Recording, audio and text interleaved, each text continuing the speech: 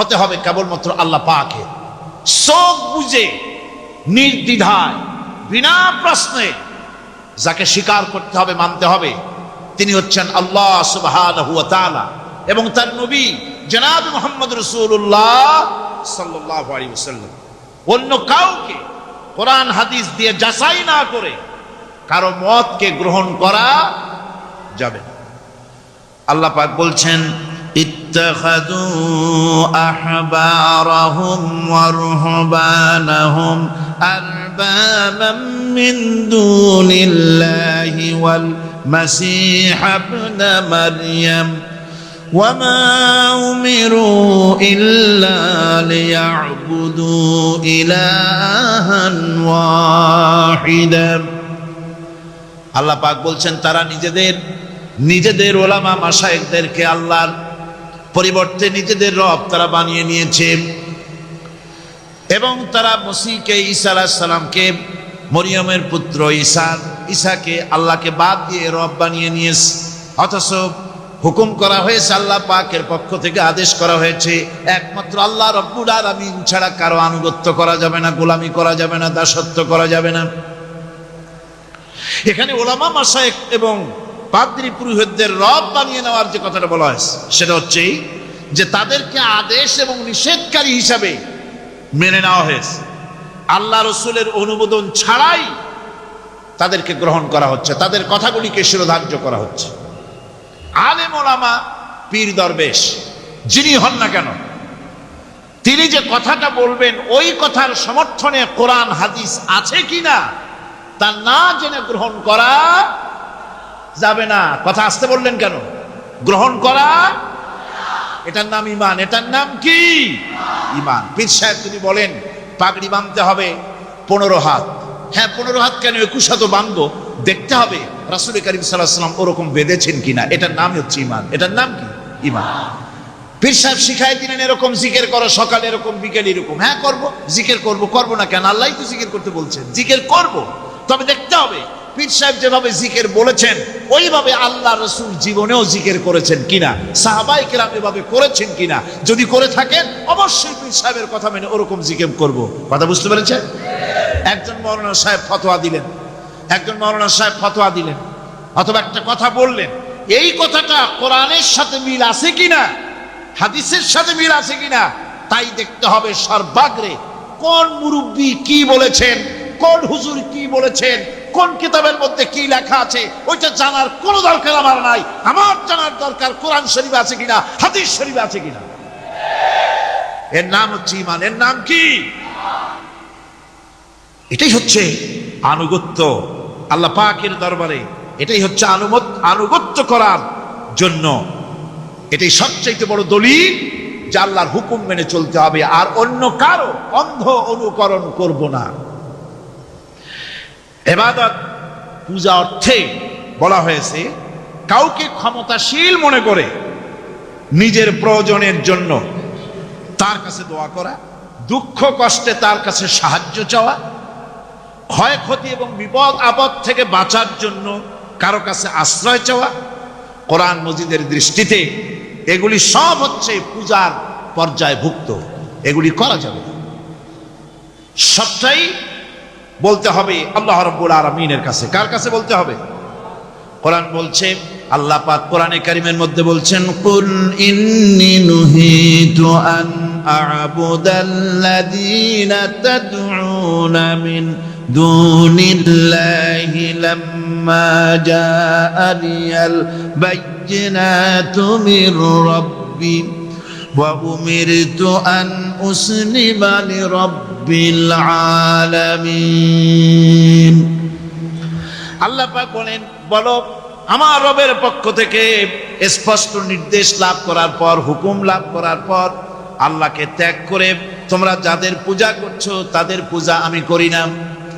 আল্লাহ নবীকে বলছেন এরকম আপনি বলেন, বরং আমাকে হুকুম করা হয়েছে আল্লাহ রাব্বুল আলামিনের সামনে মাথা নত করে দেওয়ার। তাই আমি আল্লাহ পাকের দরবারে আমার বিনয়ের, আমার আনুগত্যের মস্তক তার সামনে নত করে দিয়েছি। দুনিয়ায় মানুষেরা আল্লাহ রাব্বুল আলামিনকে বাদ দিয়ে যাদের কাছে সাহায্য চায়, যাদের কাছে গিয়ে সাহায্য প্রার্থনা করে, ছেলে হয় নাই ছেলে চায়, মেয়ে হয় নাই মেয়ে চায়, ব্যবসায় উন্নতি হয় না বলে ব্যবসার জন্য তাদের কাছে চায়। কোরআনে কারীম বলছে ওদের কাছে যে চাওয়া হচ্ছে তারা ওদের চাওয়াও সম্পর্কে জানে না। কিয়ামতের দিন এইগুলি সব ওদের বিরুদ্ধে আল্লাহর দরবারে মামলা দায়ের করবে। এরা বলবে যে আল্লাহ পাক আমি এদেরকে এরকম বলি নাই আমার পূজা করার জন্য, এরা আমার পূজা করেছে। আজ আমাদের অবস্থাই হয়েছে, সন্তান না হলে চলে যায় সিলেটে শাহজালাল রহমতুল্লাহ আলাইহির মাজারে, সেখানে গিয়ে গজাল মাছের কাছে গিয়ে সন্তান চায়। চট্টগ্রামে বাজেবস্তান যেখানে কচ্ছপ আছে, এই কচ্ছপের কাছে গিয়ে এখানে সন্তান কামনা করে। কি আজীব তামাশা! এর নাম মুসলমান, এর নাম মুসলমান। কয়েক বছর আগে আমার নিজের চোখে দেখেছি, অনেক বছর আগে একবার দেখতে গিয়েছিলাম, অবস্থাটা কি সেখানে দেখলাম গাছের সাথে দড়ি দিয়া সুতা দিয়া পাথর ইট বাঁধে রাখছে। এগুলো কি শুনলাম, এগুলি যাদের বাচ্চা হয় না তারা এগুলি গাছের সাথে বেঁধে রেখে আসছে। ওই ইটে যেরকম ভার ওইরকম সন্তানের ভার পেটের মধ্যে হইয়া আস্তে আস্তে সন্তান হবে। কি ফিলসফি, আজীব তামাশা। এরপর আমার নিজের চোখে দেখেছি বিরাট বিরাট কচ্ছপ, এই কচ্ছপগুলির পায়ে হাত দিয়ে সুমা খাইতেছে মুসলমান। নাউযুবিল্লাহি মিন যালিক।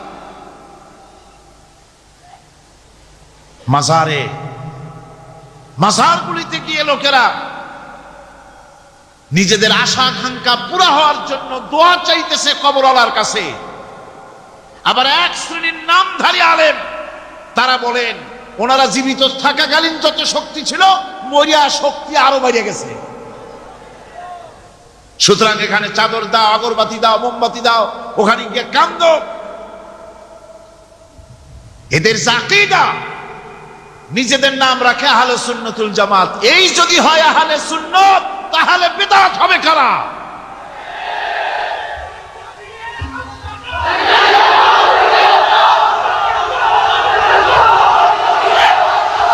কবর, মাজার, ওলিউল্লাহদের মাজার, থামুন।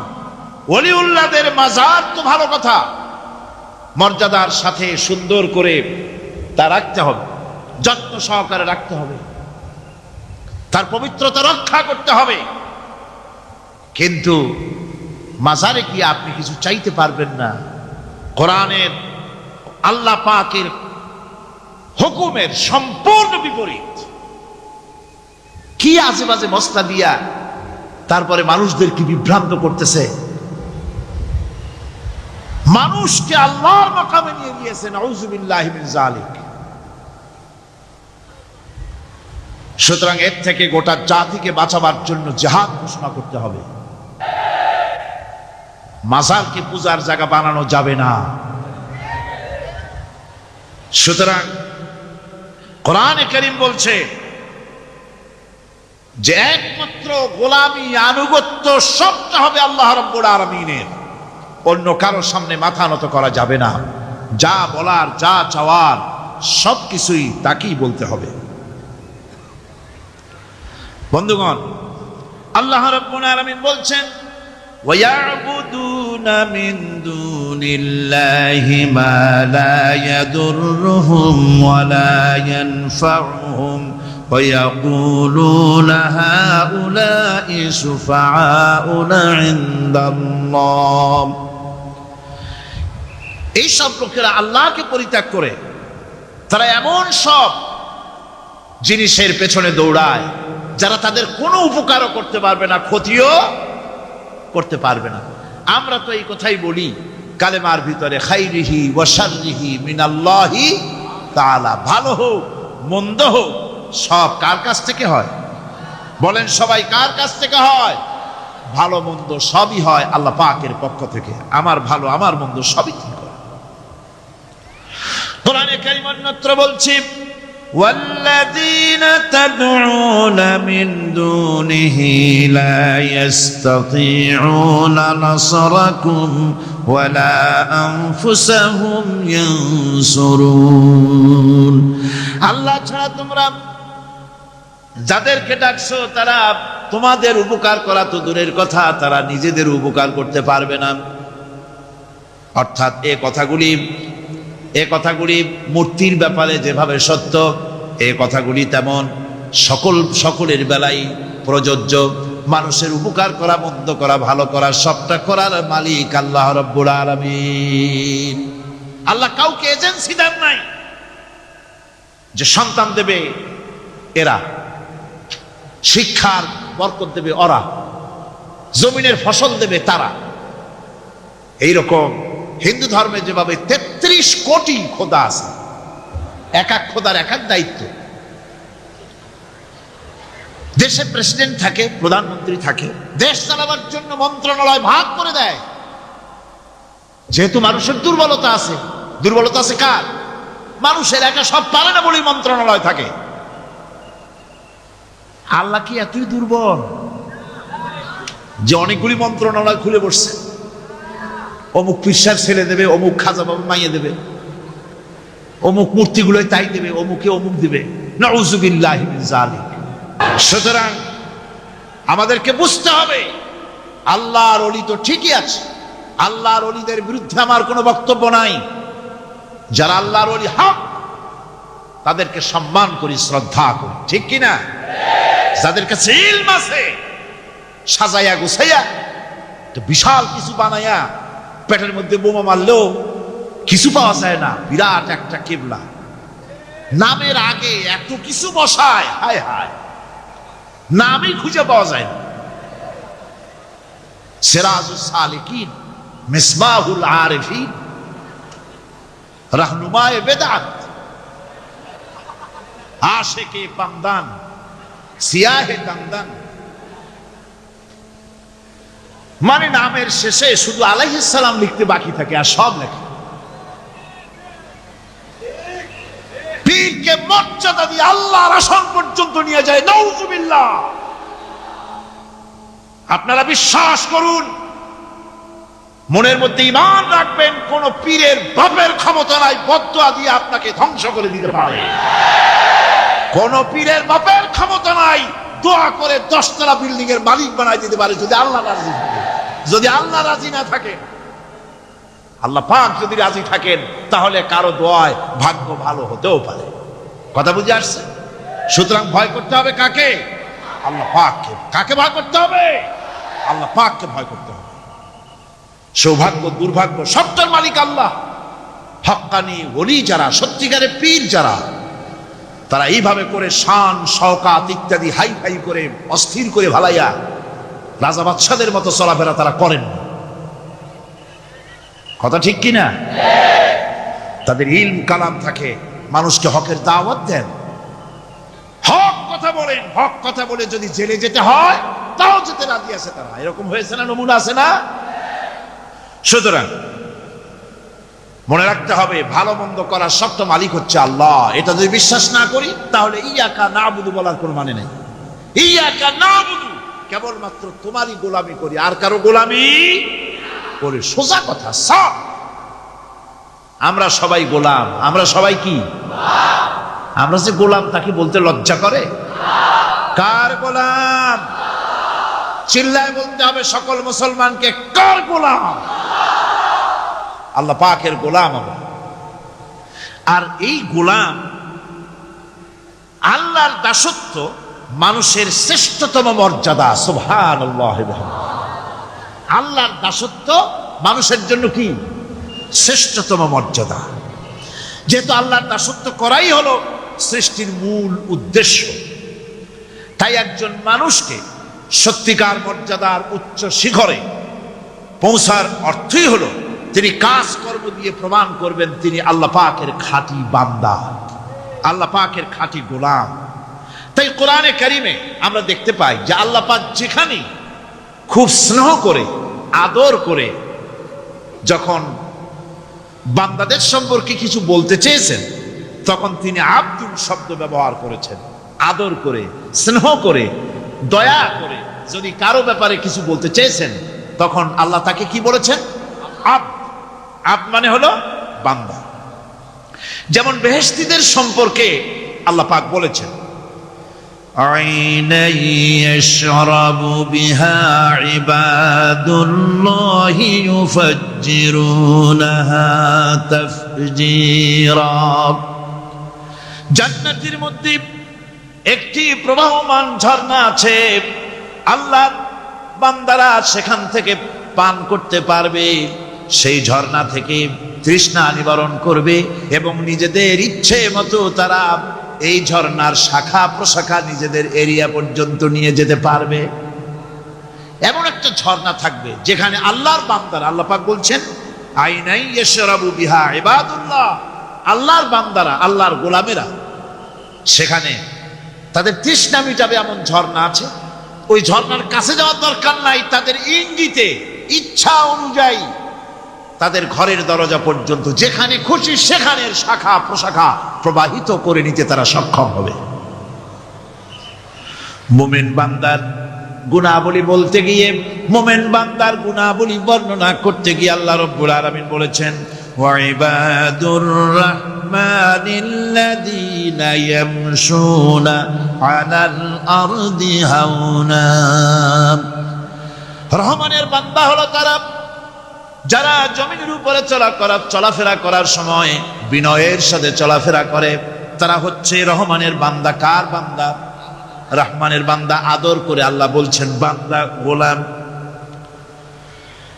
শয়তান নিজে অভিশপ্ত হওয়ার পর এর প্রতিশোধ নেওয়ার জন্য আল্লাহ পাকের দরবারে বলেছিল, আয় আল্লাহ, তোমার যেই বান্দাগুলির কারণে, তোমার যেই বান্দার কারণে আমার ইবাদতগুলি নষ্ট হয়ে গেল, আমি অভিশপ্ত হয়ে গেলাম, ওই বান্দাগুলিকে লোভ দেখিয়ে আমি যেমনে পারি সবগুলিকে আমি গোমরাহ করে দেব, পথভ্রষ্ট করে দেব।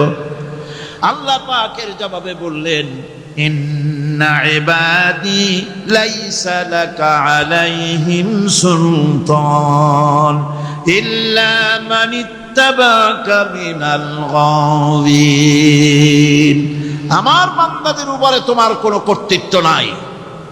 আমার বান্দা, আদর করে আল্লাহ পাক বলছেন আমার বান্দাদের উপরে তোমার কোনো কর্তৃত্ব নাই। তবে হ্যাঁ, যারা তোমার কথা মান্য করবে তারা অবশ্যই গোমরাহ হয়ে যাবে, পথভ্রষ্ট হয়ে যাবে। কিন্তু আমার সত্যিকারের বান্দা যারা, তাদের উপরে তুমি গোমরাহি, তাদেরকে তুমি পথভ্রষ্ট করতে পারবে না, তাদের উপরে তোমার কোনো কর্তৃত্ব নাই। ভাইরা আমার, হযরত ঈসা আলাইহিস সালামের ব্যাপারে, হযরত ঈসা আলাইহিস সালামকে খ্রিস্টানেরা তারা বলেছে ওয়াকালাতিন নাসারাল মাসীহ ইবনুল্লাহ, মসিহ হচ্ছে কার ছেলে? নাউযুবিল্লাহ, বলেন সবাই নাউযুবিল্লাহ।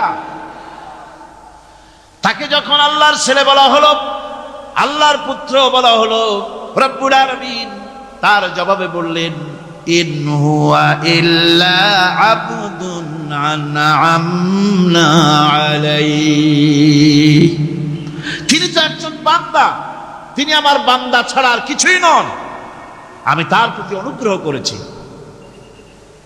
বান্দা, আমার বান্দা। আল্লাহ পাকের বান্দা হওয়ার ব্যাপারে কোন মানুষের লজ্জা থাকার কথা নয়। এমনকি আল্লাহ পাক ঈসা আলাইহিস সালাম সম্পর্কে বলছেন লা ইয়াস্তানকিফাল মাসীহু আইয়াকুনা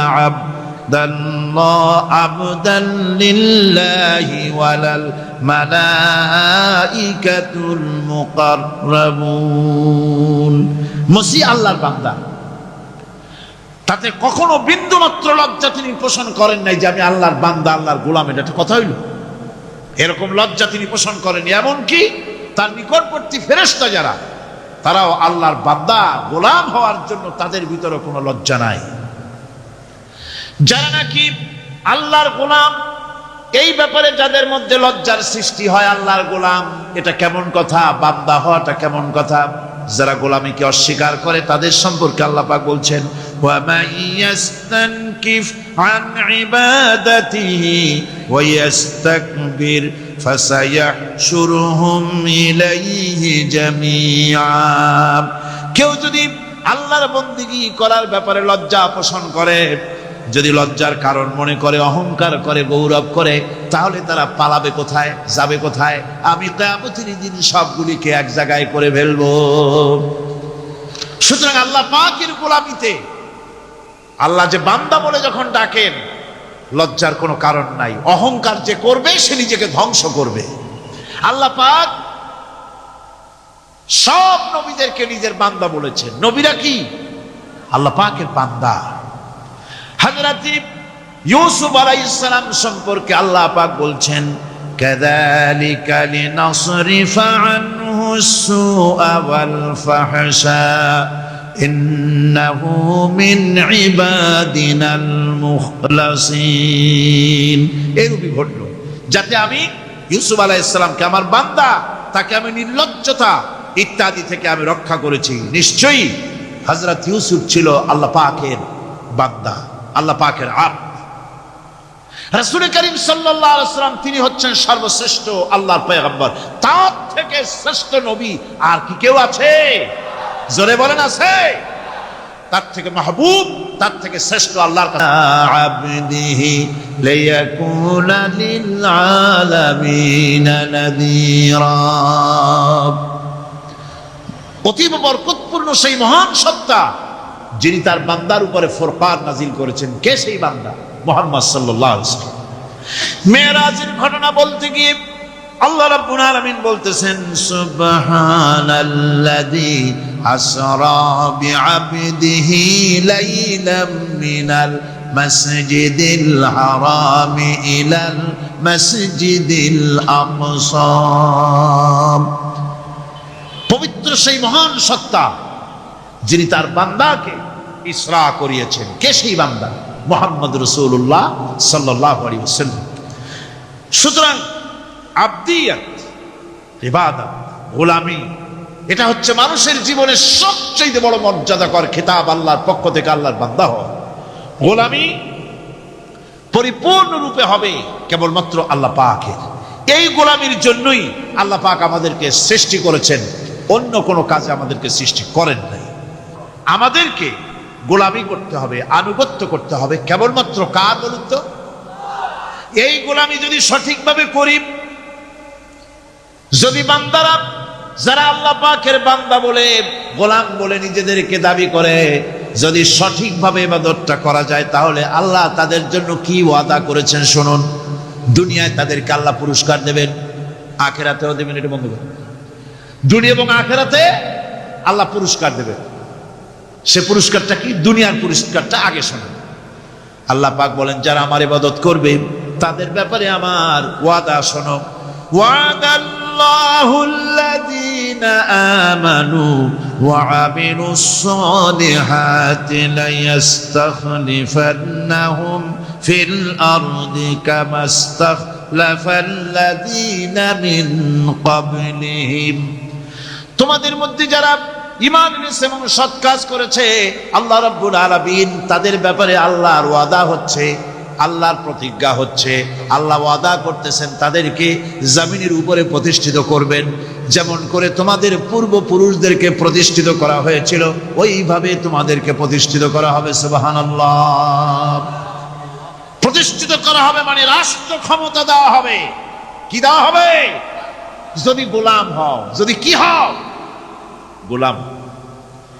আল্লাহ পাক বলছেন শুধু তাই নয়, আমি আমার দিনকে যারা প্রতিষ্ঠা করবে, আমার গোলামেরা যদি, আমার বান্দারা সঠিকভাবে যদি আমার গোলামি করে, ঈমান আনে, আমলে সালেহ করে, নেক কাজ করে, আমি তাদেরকে রাষ্ট্র প্রতিষ্ঠার সুযোগ করে দেব। আর তাদের জন্য ভীতির পরিবর্তে, সন্ত্রাসের পরিবর্তে শান্তি কায়েম করে দেব। সুবহানাল্লাহ। وَلَيُمَكِّنَنَّ لَهُمْ دِينَهُمُ الَّذِي ارْتَضَىٰ لَهُمْ وَلَيُبَدِّلَنَّهُمْ مِنْ خَوْفِهِمْ أَمْنًا। তাদের দিনকে তারা নিজেদের জন্য যা পছন্দ করেছে অবশ্যই তিনি তা কায়েম করে দিবেন, এবং সন্ত্রাস আর ভীতির পরিবর্তে আল্লাহ নিরাপত্তা দান করবেন। জোরে কোন সুবহানাল্লাহ। সন্ত্রাস বন্ধ হবে, চুরি, ডাকাতি, জেনা, ব্যভিচার সব বন্ধ হয়ে যাবে।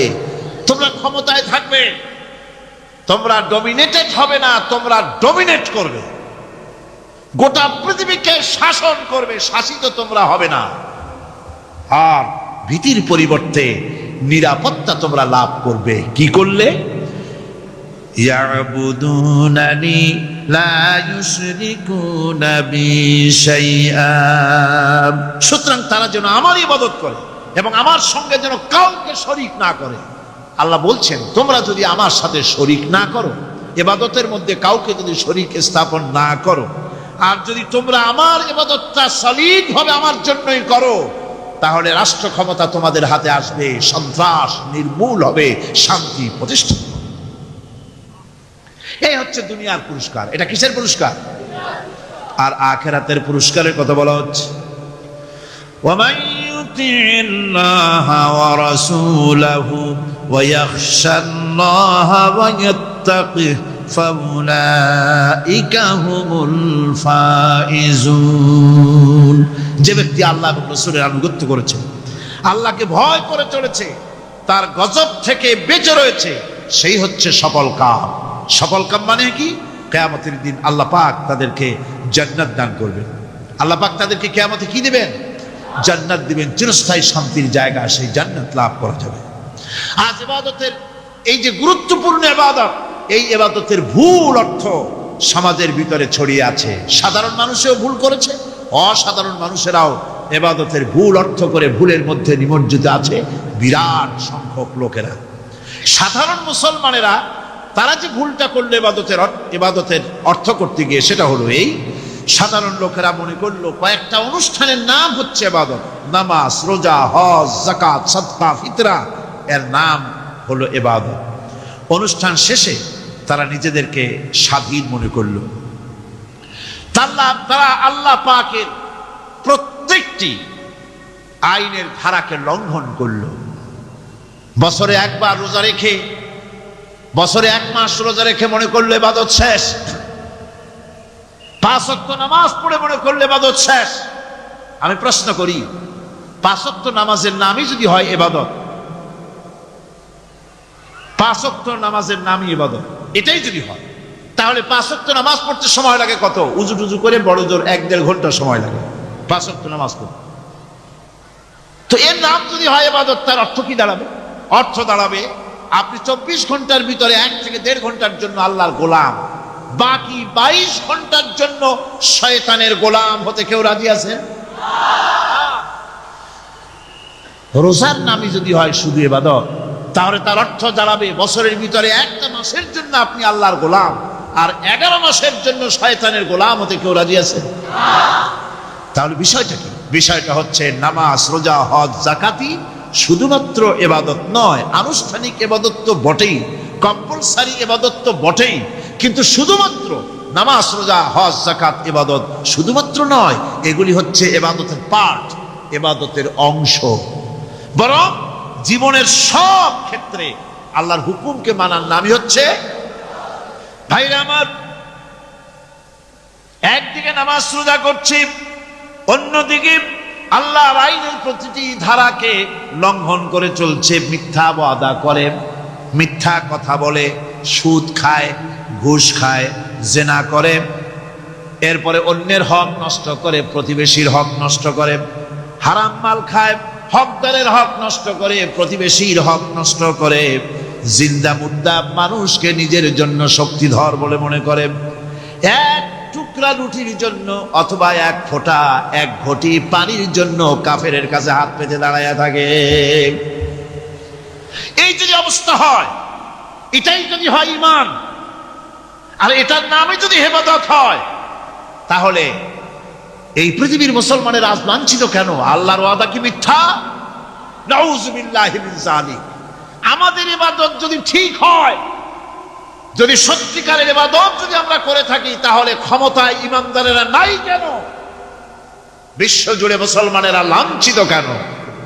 তাহলে বুঝতে হবে ইবাদতের মধ্যে বিরাট গরমিল করে ফেলেছি, ঠিক কিনা?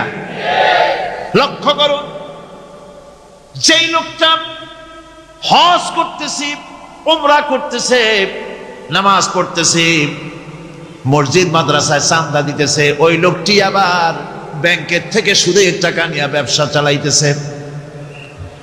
ব্যবসা ঠিক রাখার জন্য, ইনকাম ট্যাক্স ফাঁকি দেওয়ার জন্য ব্যবসায়ীরা 2 ধরনের 3 ধরনের খাতা মেনটেন করছে। কথা ঠিক কিনা? মিথ্যা কথা বলছে, ঘুষ দিতেছে, বেশি করে বিদ্যুতের বিল যাতে না আসে সেজন্য যারা বিদ্যুৎ লাইনে আছে তাদেরকে পয়সা দিয়ে ম্যানেজ করতেছে। ঠিক কিনা? মিল কলকারখানা যাদের আছে লক্ষ লক্ষ টাকা বিদ্যুৎ বিল হয়, কিন্তু লাইনম্যানদের সঙ্গে ম্যানেজ করে গভর্নমেন্টকে ফাঁকি দেওয়া হচ্ছে। ঠিক কিনা গো? তোমার নামাজের দাম কি? তোমার হজের 4 পয়সা দাম নাই। তুমি রাষ্ট্রকে ফাঁকি দিয়েছো, তুমি জনগণকে ফাঁকি দিয়েছো, তুমি দেশের শত্রু। টেলিফোনের বিল হাজার হাজার টাকা, লাখ টাকার বেশি বিল হয়, লাইনম্যানের সঙ্গে ম্যানেজ করে 500, 700, 2000 টাকা দিয়ে সারিয়ে দেয়। ঠিক কিনা? এরা জাতির শত্রু, দেশের শত্রু। এদেরকে ফায়ারিং স্কোয়াডে নিয়ে ব্রাশ ফায়ার করে উড়ায় দেওয়া উচিত। এরা দেশের দুশমন। আল্লাহর গোলাম হতে হলে ভুল করে বসেছি ইবাদতের অর্থ করতে, শুধু নামাজ, রোজা, হজ, যাকাত, মাজারে কিছু চান্দা দেওয়া, আগরবাতি, মোমবাতি, চাদর একটা দিয়া, পীর সাহেবরে 10,000 টাকা চান্দা দিয়া, মোছে তেল মাইখে আর দাঁত বাইর করে হাসে। বেহেশতে তো গেছি, আর দেরি কত? বেহেশতে তুমি যাবা, এত সহজ? দেশকে ফাঁকি দিছো, দেশকে ফাঁকি দিয়েছো, জনগণকে ফাঁকি দিয়েছো, নিজের মেয়েকে ফাঁকি দিয়েছে। বিবাহের সময় টাকা পয়সা দিয়া বিবাহ টিবাহ করায় দিল। ব্যবসা, ধানি সম্পত্তি, বাড়ির সম্পত্তি সব ছেলেদেরকে দিয়ে দিল, মেয়েটারে ফাঁকি দিয়ে দিল। দেয় না এরকম? ফুপুকে ফাঁকি দিল, বোনকে ফাঁকি দিল। এরপরে মোনাজাত করে সবে বরাতে, আল্লাহ আমারে বেহেশত দিও। ফেরেশতারা কয়, মর তুই আগে, বেহেশত তোরে কেমনে দেয় ভালো করে দেখাই দিব। বেটা তুই যাবি বেহেশতে? এত সোজা? ওটা মামু বাড়ির বারান্দা নাকি? এত সহজ। সুতরাং সাধারণ মানুষ মারাত্মক ভুল করেছে এখানে। নামাজ, রোজা, হজ, যাকাত ইবাদত, আর কিছু কি ইবাদত মনে করে নাই? আপনার চাকরি আপনার ইবাদত, চাকরিতে ফাঁকি দেওয়া যাবে না। আপনি সুস্থ মানুষ, মেডিকেল লিভ নিয়ে ওয়াজ মাহফিল অথবা কোনো ইজতেমায় যাওয়া যাবে না, কোনো চেল্লা দিতে যাওয়া যাবে না। মেডিকেল লিভ নিয়ে আপনি সুস্থ মানুষ, কেন আপনি মেডিকেল লিভ নিচ্ছেন? আপনি ফাঁকি দিতে পারবেন না। সরকারি চাকরি করেন, মিল কলকারখানায় চাকরি করেন, ফরজ নামাজ পড়েছেন ভালো কথা, সুন্নাত পড়েছেন ভালো কথা, নফল পড়বেন না। জোহরের নফল পড়া বাদ দিন। যদি আপনি চাকরিজীবী হন, চাকরি করেন, ওটাই ইবাদত। এর নাম ইসলাম, এর নাম ইসলাম। গভর্নমেন্ট যে বেতন দেয় সেই বেতনের উপরে সন্তুষ্ট থাকুন, ঘুষ খাইয়েন না। যদি বেশি বেতন লাগে গভর্নমেন্টের কাছে দাবি জানান যে আমাদের বেতন বাড়ায় দাও। ঘুষ খাবেন কেন? হারাম। জোরে কোন এটা কি? এই ঘুষের টাকা, ঘুষের টাকা মাজারে দিয়া, পীরেরে দিয়া আল্লাহরে খুশি করবেন, এত সহজ না, এত সহজ না। সেই জন্য আমি সব ভাইদের খেদমতে আরজ করব, ইবাদত হচ্ছে জীবনের সব ক্ষেত্রে গোলামি, সকল ক্ষেত্রে গোলামি। চাকরিতে, অফিসে, আদালতে, কলকারখানায়, ক্ষেত খামারে, পার্লামেন্টে, সেক্রেটারিয়েটে, সেনানিবাসে, স্কুলে, কলেজে, বিশ্ববিদ্যালয়, সর্বত্র গোলামি কার? আল্লাহ পাকের। রিজকে হালাল করতে হবে, উপার্জনকে হালাল করতে হবে, সত্যিকারের আল্লাহর গোলাম হতে হবে। আল্লাহ রাব্বুল আলামিন বলেছেন, মা খালাকতুল জিন্না ওয়াল ইনসা ইল্লা লিয়াবুদুন। মানুষ আর জিন জাতিকে আমি সৃষ্টি করেছি আমার গোলামির জন্য। কার গোলামি? ওই গোলামির পূর্ণাঙ্গ নমুনা যদি জানতে চাই, পূর্ণাঙ্গ নমুনা দৃষ্টান্ত লাগবে। কাকে অনুসরণ করব? পূর্ণাঙ্গ ইবাদতের, আল্লাহর গোলামির পূর্ণাঙ্গ নমুনার জন্য কোরআনে কারিমে দৃষ্টান্ত সেট করা হয়েছে। হযরত ইব্রাহিম আলাইহিস সালামের আল্লাহ পাক বলেন, ইয ক্বালা লাহু রাব্বুহু আসলিম ক্বালা আসলামতু লিরাব্বিল আলামিন। তার অবস্থা এই ছিল। কার? ইব্রাহিম আলাইহিস সালাম। তার অবস্থা এই ছিল যে তার রব যখন তাকে বললেন আনুগত্যের মস্তককে অবনত করে দাও, তিনি বললেন আমি আমার বিশ্বপালকের সামনে মাথাটা নত করে দিলাম। সুবহানাল্লাহ, কোনো শর্ত ছাড়াই মাথা নিচু করে দিলাম। এই পন্থায়, তিনি যে পন্থাটা অবলম্বন করেছিলেন, এই পন্থায় চলার জন্য তার সন্তানদেরকেও তিনি হুকুম করেছিলেন। ووصى بها إبراهيم ببنيه ويعقوب يا بني إن الله اصطفى لكم الدين فلا تموتن إلا وأنتم مسلمون। ইয়াকুব এবং ইব্রাহিম আলাইহিস সালাম তার সন্তানদেরকে এই উপদেশ দিয়েছিলেন যে তিনি বলেছিলেন, হে আমার সন্তানেরা, আল্লাহ ছাড়া তোমাদের জন্য আল্লাহ পাক এই দ্বীনকে মনোনীত করেছেন। আল্লাহ পাকের আনুগত্য করবে, তার দ্বীনের প্রতি সারেন্ডার করবে, আর খবরদার মুসলমান না হয়ে যেন তোমরা মরে যেও না। মৃত্যু মুসলমান অবস্থায় থাকবো, অর্থাৎ মৃত্যু পর্যন্ত থাকবে কি অবস্থায়? মুসলমান অবস্থায়। كنتم شهداء إذ حضر يعقوب الموت إذ قال لبنيه ما تعبدون من بعدي। ইয়াকুব আলাইহিস সালাম তার মৃত্যুর সময় জিজ্ঞেস করেছিলেন, ও আমার সন্তানেরা, আমার মৃত্যুর পরে তোমরা কার ইবাদত করবে, তার কার গোলামি করবে? তারা জবাব দিলেন, قالوا نعبد إلهك وإله آبائك إبراهيم وإسماعيل وإسحاق إلها واحدا ونحن له মুসলিমুন। নিঃসন্দেহে আমরা ইবাদত করব, গোলামি করব আপনার রবের, আপনার পিতার রবের, এবং আল্লাহর ইবাদত করব। আপনিও আপনার পূর্বপুরুষ ইব্রাহিম, ইসমাইল যে আল্লাহকে ইবাদত করেছে, সে আল্লাহ পাকের ইবাদত আমরা করব এবং তার অনুগত হয়ে থাকব। দাসত্ব এবং পূর্ণাঙ্গ দাসত্বের গোলামির পূর্ণাঙ্গ নমুনা হচ্ছেন হযরত ইব্রাহিম আলাইহিস সালাম। আল্লাহর গোটা জমিন যখন শিরকের অন্ধকারে ডুবে গিয়েছিল, তখন হযরত ইব্রাহিম আলাইহিস সালাম তাওহীদের আলো জ্বালিয়ে দিয়েছিলেন। এই নিবেদিতদের ইমাম হিসেবে আল্লাহ পাক তাকে ঘোষণা দিলেন। কোরআনে কারীম বলছে, وَإِذَ ابْتَلَى إِبْرَاهِيمَ رَبُّهُ بِكَلِمَاتٍ فَأَتَمَّهُنَّ قَالَ إِنِّي جَاعِلُكَ لِلنَّاسِ إِمَامًا। ইব্রাহিমকে তার রব কয়েকটি বাক্য দিয়ে পরীক্ষা করলেন এবং তিনি সেই পরীক্ষাগুলোতে পাশ করলেন।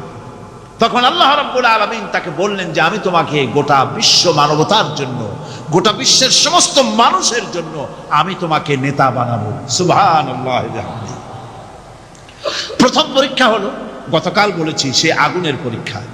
সেখানে আল্লাহ পাক তাকে পাশ করালেন, তিনি পাশ করলেন। দ্বিতীয় পরীক্ষা ছিল বিবি এবং নবজাতক সন্তানকে নিয়ে। আল্লাহ হুকুম করলেন, এই বিবি আর বাচ্চারে নিয়ে মরুভূমিতে রেখে আসো। মরুভূমিতে যেখানে ঘর নাই, বাড়ি নাই, সেই জায়গায় বিবি এবং বাচ্চাকে রেখে যাওয়ার সময় তিনি বললেন, রব্বানা ইন্নী আসকানতু মিন যুররিয়াতি বিওয়াদিন গায়রি যী যারইন ইনদা বাইতিকাল মুহাররাম। হায় আল্লাহ রাব্বুল আলামিন, আমি পানি এবং তরুলতাবিহীন এক মরুভূমির ভিতরে আমার বংশের একটি অংশকে এখানে রেখে গেলাম। তোমার ঘরের কাছে পুনর্বাসিত আমি তাদের কাছে, এই ঘরের কাছে, সম্মানিত ঘরের কাছে রেখে গেলাম। পরীক্ষায় তিনি পাশ করলেন। হযরতে হাজরা প্রশ্ন করলেন, ইব্রাহিম, পানি নাই, খাবার নাই, মানুষ নাই, ঘর নাই, বাড়ি নাই, মরুভূমির ভিতরে আমাকে আমার বাচ্চারে ফেলে রেখে যাচ্ছ কেন? কোনো জবাব নাই। দুইবার তিনবার প্রশ্ন করলেন। এরপরে তিনি আবার প্রশ্ন করলেন, বললেন, ইব্রাহিম, এটা কি আল্লাহর হুকুম নাকি? হযরত ইব্রাহিম আলাইহিস সালাম নিজের কলিজার টুকরা সন্তান আর বিবিকে রেখে যেতেছেন ভারাক্রান্ত মন নিয়ে। তিনি আকাশের দিকে আঙ্গুল উঁচু করে দেখালেন।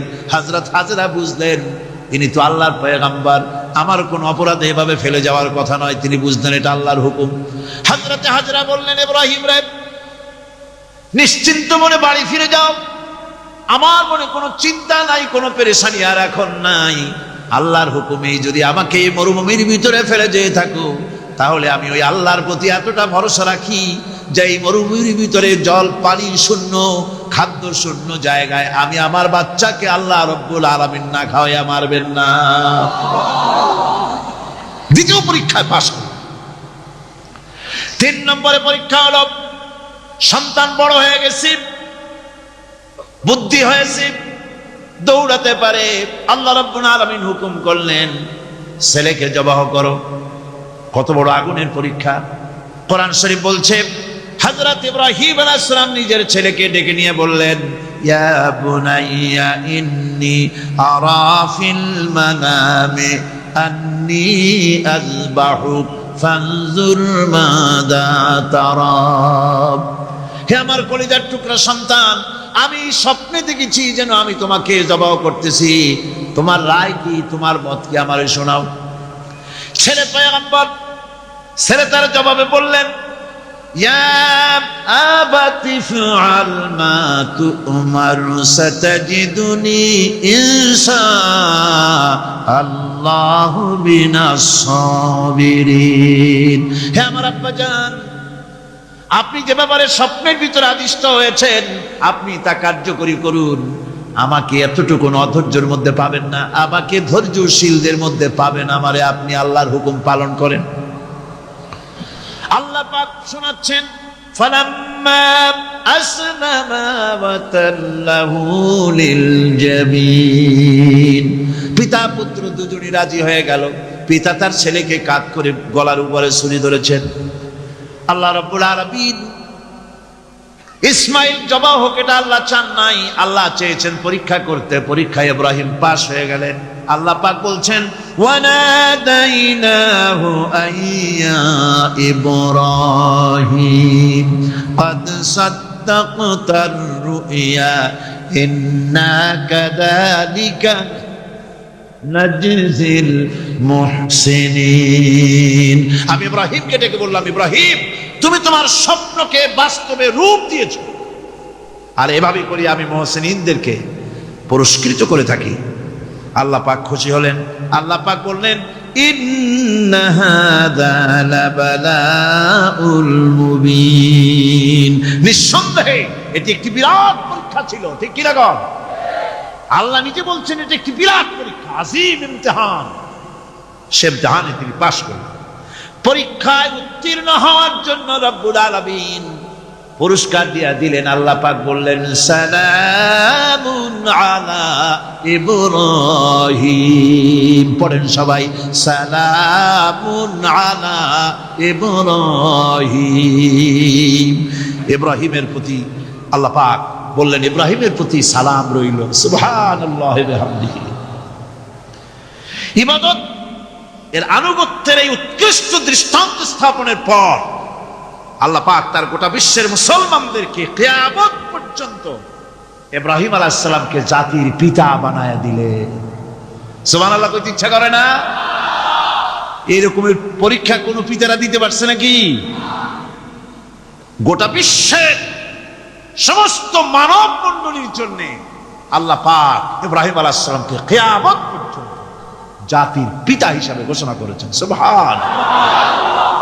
মিল্লাতা আবিকুম ইব্রাহিম হুয়া সাম্মাকুমুল মুসলিমিন।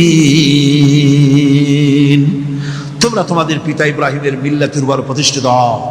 আল্লাহ পাক বলছেন, তোমাদের পিতা ইব্রাহিমের মিল্লাতের উপরে প্রতিষ্ঠিত হও, আর আল্লাহ তোমাদের নাম রেখেছে মুসলমান। তোমরা হচ্ছে মুসলমান।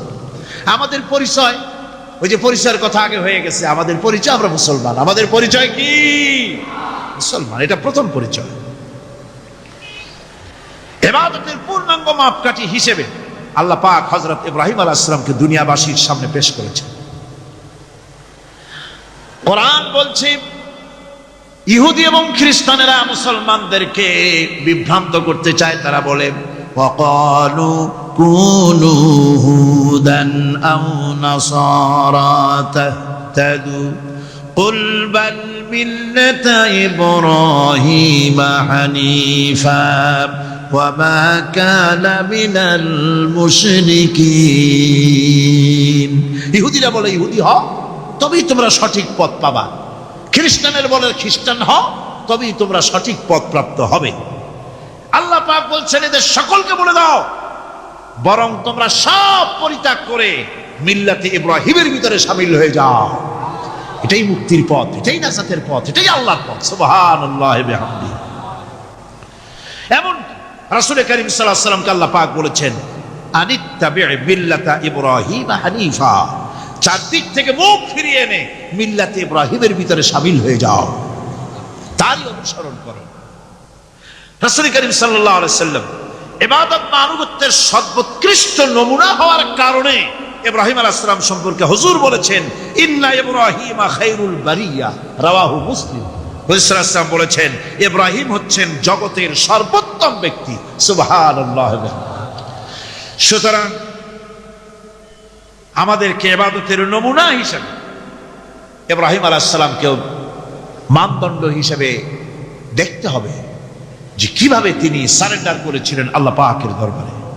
এখন আমি আপনাদের সামনে বলতে চাই, মানুষের জীবনে সবচাইতে বড় দুটি চাহিদা আছে, একটা হচ্ছে খাদ্য আর একটা হচ্ছে নিরাপত্তা। একটা খাদ্য আর একটা কি নিরাপত্তা। পেট ভরে খাইতে চাই আর চোর ডাকাতের উপদ্রব থেকে নিরাপত্তা পেতে চায়। খাদ্য যদি চাই ক্ষুধার সময়, নিরাপত্তা যদি চাই ভীতির সময়। আল্লাহ রাব্বুল আলামিন বলেন কোন গভর্নমেন্ট দিতে পারবে না, দুনিয়ায় কেউ দিতে পারে নাই, পারবেও না। ক্ষুধার সময় যদি খাদ্য চাও, ভীতির সময় যদি নিরাপত্তা লাভ করতে চাও, তাহলে ফালইয়াবুদু রাব্ব হাযাল বাইত, এই ঘরের মালিকের ইবাদত কর। কোন ঘর? কাবা ঘর। বলেন কোন ঘর? কাবা ঘর। কাবা শরীফের মালিকের ইবাদত কর। তাহলে কি হবে?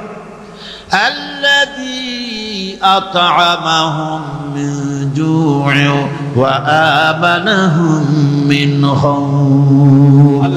এই ঘরের মালিকের ইবাদত যদি করো তাহলে ক্ষুধার সময় তিনি তোমাদেরকে খেতে দিবেন আর ভীতির সময় তিনি তোমাদের নিরাপত্তা দান করবেন। এ ওয়াদা কার? চিল্লায় বলেন ওয়াদা। গালিবেন এরকমের চরিত্র। মদ ছাড়া তাদের জীবন চলতো না। অন্তত 100 প্রকারের নাম ছিল মদে। মদ খাইতে খাইতে, মদের মহব্বতে, মদের যে গ্লাস, মদের জ্বর সব শুদ্ধ বুকের সাথে জড়াইয়া শীত হয়ে বেহুশ হয়ে পড়ে থাকতো মদের মহব্বতে। এই যুবক সমাজের মধ্যে নবী করিম সাল্লাল্লাহু আলাইহি সাল্লাম বড় হলেন। মদের বাড়ির কাছেও তাকে কেউ যেতে দেখেনি। একটি মিথ্যে কথা সারা জীবনেও তিনি বলেননি, কাউকে কষ্ট দেননি, কাউকে ব্যথা দেননি। এই সমাজে আস্তে আস্তে বড় হয়েছেন। আর কিভাবে এই সমাজের মানুষের পরিবর্তন হবে সেই চিন্তার গবেষণা করতে লাগলেন। এক পর্যায়ে জীবনের 40টি বছর পূর্ণ হলো, আল্লাহ তাআলা তাকে নবুয়তের চার্জ দিলেন। পাথরের নাম কি? মাশাআল্লাহ, আপনারা বুঝতে পেরেছেন। সেই পরশ পাথরের নাম কিমিয়া বলা হয়েছে পরশ পাথর। কেন? পরশ পাথরের খাসিয়ত হচ্ছে যে ওর সাথে যদি লোহা লাগে, লোহা কি হয়? সোনা হয়ে যায়। পাথর লাগলে ডায়মন্ড হয়ে যায়। সুবহানাল্লাহ। খারাপ মানুষগুলি এসে কোরআনের সংস্পর্শে এলো, মানুষগুলি ভালো হয়ে গেল। রাসূলুল্লাহ হেরা পাহাড় থেকে নেমে এসে বললেন, ইয়া আইয়ুহান নাস কুলু লা ইলাহা ইল্লাল্লাহ তুফলিহু, হে মানব সকল, যদি মুক্তি পেতে চাও। দেখুন, এর আগে যত নবী আসছেন পৃথিবীতে, সব নবীরা তারা বক্তব্য রেখেছেন, দাওয়াত দিয়েছেন ইয়া কওমি বলে, ইয়া কওমি, হে আমার জাতি, হে আমার নেশন, হে আমার সম্প্রদায়। একমাত্র মুহাম্মদ রাসূলুল্লাহ সাল্লাল্লাহু আলাইহি ওয়াসাল্লাম, তার দাওয়াত ছিল ইয়া আইয়ুহান নাস, হে মানব মণ্ডলী। কারণ কি? কারণ হলো আল্লাহ রাব্বুল আলামিন যত নবী পৃথিবীতে পাঠিয়েছেন সব নবীরা হচ্ছেন এলাকা ভিত্তিক নবী, ভাষা ভিত্তিক নবী, অঞ্চল ভিত্তিক নবী, গোত্র ভিত্তিক নবী। আপনার আমার নবী মুহাম্মদ রাসূলুল্লাহ সাল্লাল্লাহু আলাইহি ওয়াসাল্লামকে আল্লাহ তাআলা শুধু মক্কার নবী বানান নাই, মদিনার নবী শুধু বানান নাই। আল্লাহ তাআলা বলছেন, কুল ইয়া আইয়ুহান নাসু ইন্নী রাসূলুল্লাহি ইলাইকুম জামিআ। হে নবী, আপনি বলুন, হে পৃথিবীর মানব সকল, আমি আল্লাহর পক্ষ থেকে তোমাদের সকলের জন্য রসুল হয়ে এসেছি। সুবহানাল্লাহ।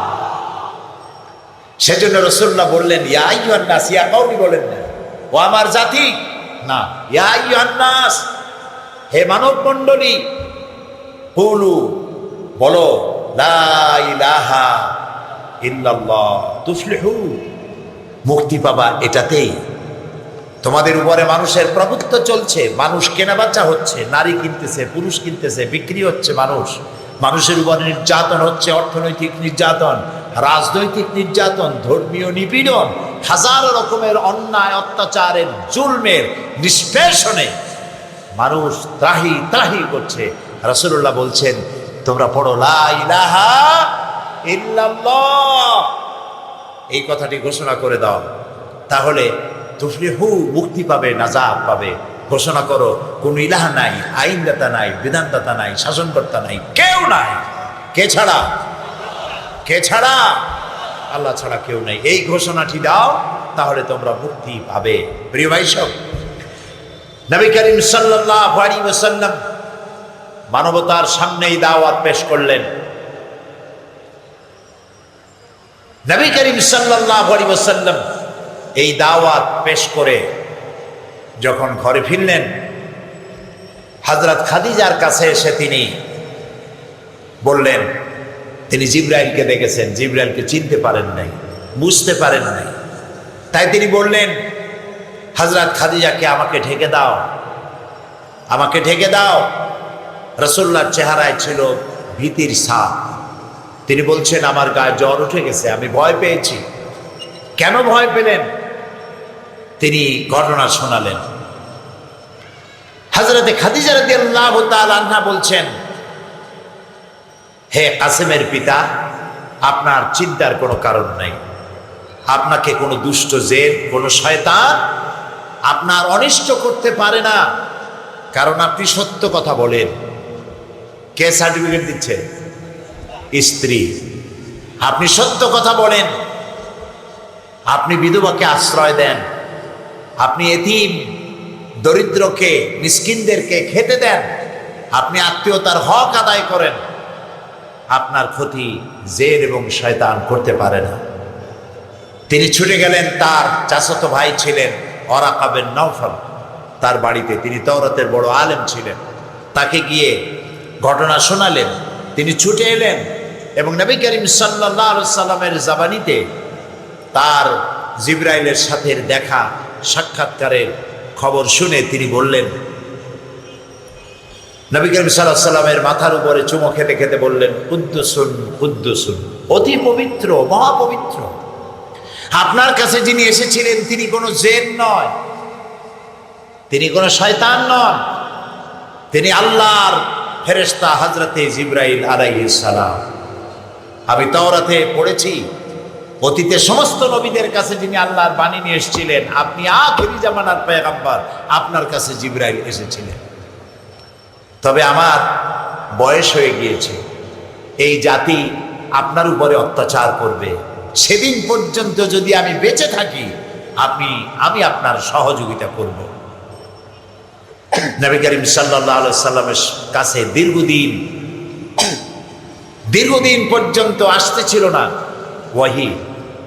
এরপরে কখনো কখনো নবী করিম সাল্লাল্লাহু আলাইহি সাল্লামের ইচ্ছে হতো যে আল্লাহ বোধহয় আমাকে ভুলেই গিয়েছেন। নিজের ইচ্ছে হতো পাহাড় থেকে নিজেকে ফেলে দিতে মাটিতে। দীর্ঘকাল পরে দ্বিতীয় ওহী নাজিল হলো, ইয়া আইয়ুহাল মুদ্দাসসির, কুম ফাআনজির, হে বস্ত্র আচ্ছাদনকারী, ওঠো, দাঁড়াও এবং মানুষকে সতর্ক করো, সতর্কবাণী শোনাও। ওয়ানজির আশিরাতাকাল আকরাবিন, সর্বপ্রথম নিকটবর্তী লোকদেরকে দাওয়াত দাও। নবী করিম সাল্লাল্লাহু আলাইহি সাল্লাম সর্বপ্রথম এই দাওয়াত নিয়ে গেলেন হযরতে খাদিজাতুল কুবরা রাদিয়াল্লাহু তাআলা আনহার কাছে। আল্লাহর নবী বললেন, খাদিজা, হাতে বানানো যত মূর্তিগুলি আছে, মানুষেরা যাকে খোদা বলে মনে করে, এর একটি স্রষ্টা নয়। এগুলিকে বাদ দিয়া কদাখা আল্লাহর প্রতি ঈমান আনো, তিনি ছাড়া কোনো ইলাহ নাই, তাকে দেখা যায় না। আর আমি আল্লাহর নবী, শেষ নবী, আল্লাহর শেষ রাসূল, আমার উপরে ঈমান আনো। হযরতে খাদিজা রাদিয়াল্লাহু তাআলা আনহা, তিনি রাসূলের মুখে এই কথা শোনার পরে এক পলকও দেরি করেন নাই, এক সেকেন্ডও দেরি করলেন না, সঙ্গে সঙ্গে পড়ে ফেললেন লা ইলাহা ইল্লাল্লাহু মুহাম্মাদুর রাসূলুল্লাহ। হযরত খাদিজা বললেন, ইয়া রাসূলুল্লাহ, হে কাসেমের পিতা, আমার মনে কোনো দ্বিধা নাই এ ব্যাপারে যে আপনি আল্লাহর রাসূল, কোনো সন্দেহ নেই। কারণ বিগত 15 বছর বিবাহ হলো আপনার সাথে, এই 15 বছরের ভিতরে আপনার মধ্যে যে চরিত্র আমি দেখেছি, আপনি অবশ্যই আল্লাহর নবী, এতে কোনো সন্দেহের অবকাশ নাই। সুবহানাল্লাহ। নবী করিম সাল্লাল্লাহু আলাইহি ওয়াসাল্লাম দ্বীনের এই দাওয়াত ছড়িয়ে দিলেন সর্বত্র। লোকেরা এই দাওয়াত কবুল করতে থাকলো, কিন্তু বাধা এলো। আবু জাহাল, আবু লাহাব, উতবা, শাইবা, মুগীরা, কাফেরেরা বাধার সৃষ্টি করলো। এই বাধা কেন এলো? মোট 3 শ্রেণীর লোকেরা বাধা দিয়েছে। দুনিয়ায় যখনই কোনো নবী আসছেন, বাধা দিয়েছে 3 শ্রেণীর লোক। বলেন কয় শ্রেণী? এক হলো সমকালীন ধনাঢ্য ব্যক্তি, তারা বাধা দিয়েছে। 2 নম্বরে বাধা দিয়েছে সমাজের যারা নাকি ধর্মের নামে ব্যবসা করে, তারা বাধা দিয়েছে। 3 নম্বরে সমাজের যারা রাষ্ট্রশক্তি, তারাও বাধা দিয়েছে সমস্ত নবীদেরকে। এবং এই ত্রিবিধ বাধা শুধুমাত্র নবীদের সাথেই নয়, নবীরা চলে যাওয়ার পরেও এখনো এই 3 শ্রেণীর লোকেরা এখনো বাধা দিয়ে থাকে, যাতে ইসলামের কাজ সামনের দিকে এগোতে না পারে। নবী করিম সাল্লাল্লাহু আলাইহি সাল্লাম যে দাওয়াতটা নিয়ে এসেছিলেন, সে দাওয়াতটা কি ছিল? সেটি ছিল ইসলামের দাওয়াত। মুহাম্মদ সাল্লাল্লাহু আলাইহি সাল্লামকে বইপত্র লেখা হয়, তিনি ইসলাম ধর্মের প্রবর্তক। দেখেন না আপনারা বইতে, ইসলাম ধর্মের প্রবর্তক মুহাম্মদ সাল্লাল্লাহু আলাইহি সাল্লাম, এই কথাটি ঠিক নয়। ইসলাম ধর্মের প্রবর্তক হচ্ছেন আল্লাহ রাব্বুল আলামিন।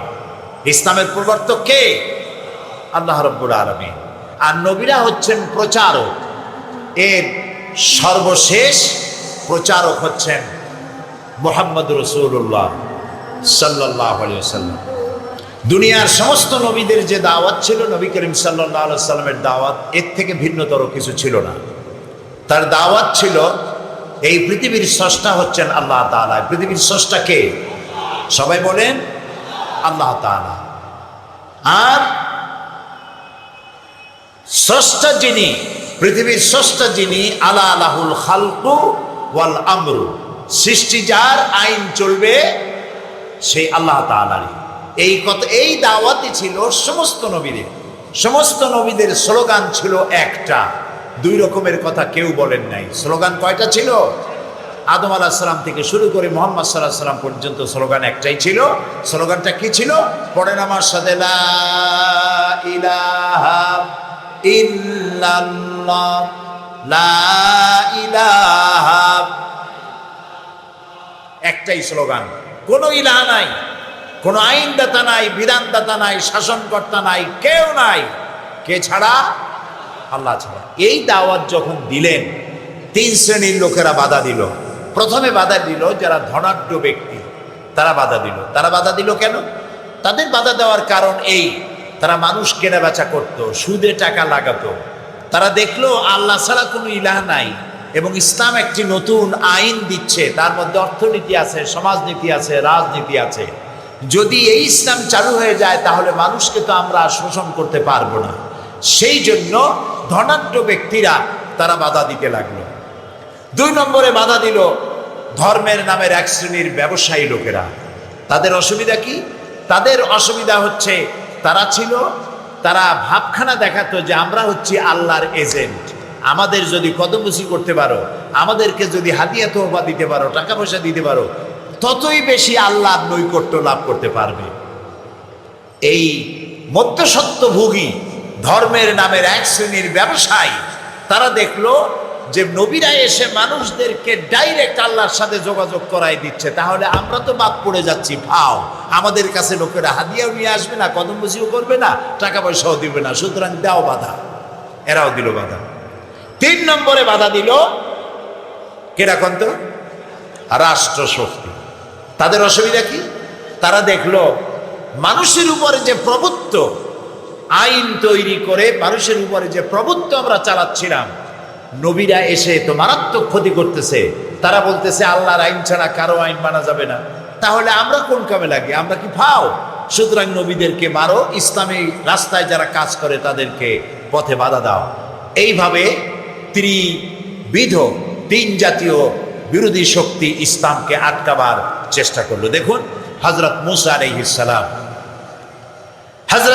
আলাইহিস সালাম যখন ফেরাউনের কাছে দাওয়াত নিয়ে গেলেন, আল্লাহ তাআলা বললেন ইযহাব ইলা ফিরআউনা ইন্নাহু তাগা, চলে যাও ফেরাউনের কাছে, ফেরাউন সার্কাস হয়েছে, সীমা লঙ্ঘন করেছে, তার কাছে আমার দাওয়াত নিয়ে চলে যাও। আমি কদিন আগে ফেরাউনের দেশ থেকে ঘুরে এসেছি।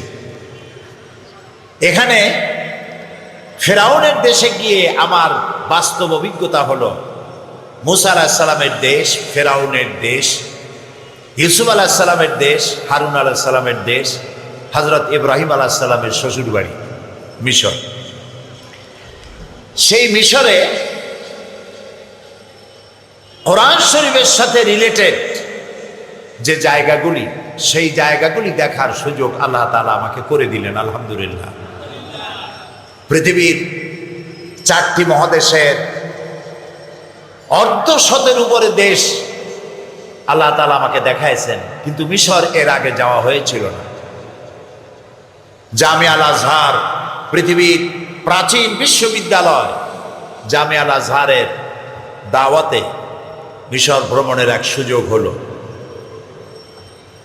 আমি ঠিক সেখানে চলে গেলাম যেখানে মূসা আলাইহিস সালামের সঙ্গে আল্লাহ তাআলা কথা বলেছিলেন। এটি কায়রো থেকে প্রায় 500 কিলোমিটার দূরে। সেখানে পৌঁছে যাওয়ার পর কোরআন শরীফ বলছে যে মূসা আলাইহিস সালাম তিনি তার স্ত্রী নিয়ে যাচ্ছিলেন, ঠান্ডার মৌসুম ছিল, স্ত্রী ছিলেন আসন্ন প্রসবা, গর্ভবতী, ডেলিভারি হবে, কিন্তু এই ঠান্ডার মধ্যে আগুনের প্রয়োজন দেখা দিল। এখন তিনি আগুন পাবেন কোথায়? হঠাৎ তিনি দেখতে পেলেন দূরে আগুন দেখা যায়। তিনি তখন তার পরিবারকে বললেন, ফাকালা লিআহলিহিম কুসু ইন্নী আনাস্তু নারান লাআল্লি আতিকুম মিনহা বিকাবাসিন আও আজিদু আলান নারি হুদা। তার পরিবারকে তিনি বললেন, তুমি এখানে তোমরা অপেক্ষা করো, ওই যে আগুন দেখা যায় আমি ওর কাছে যাই, ওখান থেকে হয় আগুন নিয়ে আসবো, আর যদি আগুন সেটা না হয় তাহলে ওখান থেকে আমি কোনো পথের সন্ধানও হয়তো পেয়ে যেতে পারি। যখন তিনি তার কাছাকাছি হলেন, যেটাকে তিনি আগুন মনে করেছিলেন, আল্লাহ তাআলা সূরা তাহার মধ্যে বলেছেন, ফালাম্মা তাহা নুদিয়া ইয়া মূসা ইন্নী আনা রাব্বুক ফাখলানা আলাই ইন্নাকা বিল ওয়াদিল মুকাদ্দাসি তুয়া। যেটাকে তিনি আগুন মনে করেছিলেন তার ভিতর থেকে আওয়াজ এলো, এটা আগুন টাগুন না, ইন্নী আনা রব্বুক, আমি তোমার প্রভু, আমি তোমার রব। ফাখলা নালাইক, জুতা খোলো, জুতা খুলে এসো। ইন্নাকা বিল ওয়াদিল মুকাদ্দাসি তুয়া, এটা হচ্ছে পবিত্র উপত্যকা, এখানে আল্লাহর নূর পড়েছে। সুবহানাল্লাহ। হযরতে মূসা আলাইহিস সালাম যেখানে আগুন মনে করেছিলেন তার কাছে চলে গেলেন। আমরাও ঠিক সেখানে গিয়েছিলাম যেখানে আল্লাহ তাআলা নূর পড়েছিল। গ্লাসের বক্সের মধ্যে মিস্টার ফেরাউন চিত হয়ে শুয়ে আছে। দেখে বললাম সুবহানাল্লাহ, কি কুদরত আল্লাহ! 3.5 থেকে 4,000 বছর আগের লাশ আল্লাহ রেখে দিয়েছে। আমরা সেই জায়গাও দেখলাম যেখান থেকে মূসা আলাইহিস সালামকে ফেরাউন তাড়া করেছিল। দরিয়ার কিনারে, বাহারের সমুদ্রের কাছে দাঁড়ানো মূসা আলাইহিস সালাম তার দলবল নিয়ে ফেরাউন 3 দিক থেকে আক্রমণ করেছে। মূসা আলাইহিস সালামের লোকজনেরা বলল, ইয়া মূসা ইন্না লামুদরাকুন, আমরা তো পাকড়াও হয়ে গেলাম, আমরা তো ধরা পড়ে গেছি। 3 দিক থেকে শত্রু আক্রমণ করেছে, পালাবার রাস্তা নাই। দেখেন আল্লাহর পয়গম্বর ভয় পান নাই। 3 দিকে শত্রু, আর একদিকে কি? সাগর। তিনি ভয় পান নাই। তিনি বলেছেন, কাল্লা রব্বি সায়াহদিন, অবশ্যই আল্লাহ আমাদেরকে পথ দেখায় দিবেন, কোনো ভয় নাই। আল্লাহ তাআলা পথ দেখায় দিলেন। আল্লাহ তাআলা সমুদ্রকে অর্ডার করলেন, ফেরে যা, রাস্তা বানা। পানি দুদিকে চলে গেল, মাঝখান থেকে রাস্তা হয়ে গেল। এটা কি আল্লাহর জন্য অসম্ভব? আসতে বললেন যে আল্লাহ তাআলা এত কথা বলেন না যে পানি দুই দিকে সরে যায়, রাস্তা বানা, মূসা আলাইহিস সালাম বাড়ি যাবে, এত বলার দরকার নেই। খালি কি বলেন? কোন, কাফ আর নুন, 2টা অক্ষর, কোন হয়ে যা। কি হয়ে যা?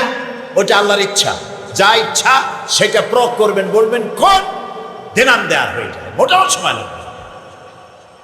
রাস্তা তৈরি হয়ে গেল। ফেরাউন ধেয়ে আসতেছে। মূসা আলাইহিস সালাম তার দলবল নিয়ে মাছ দরিয়ায় চলে গেছেন। ফেরাউন এসে দেখে কি সুন্দর রাস্তা, ও মনে করছে ওর বাজানের তৈরি করা রয়্যাল রোড।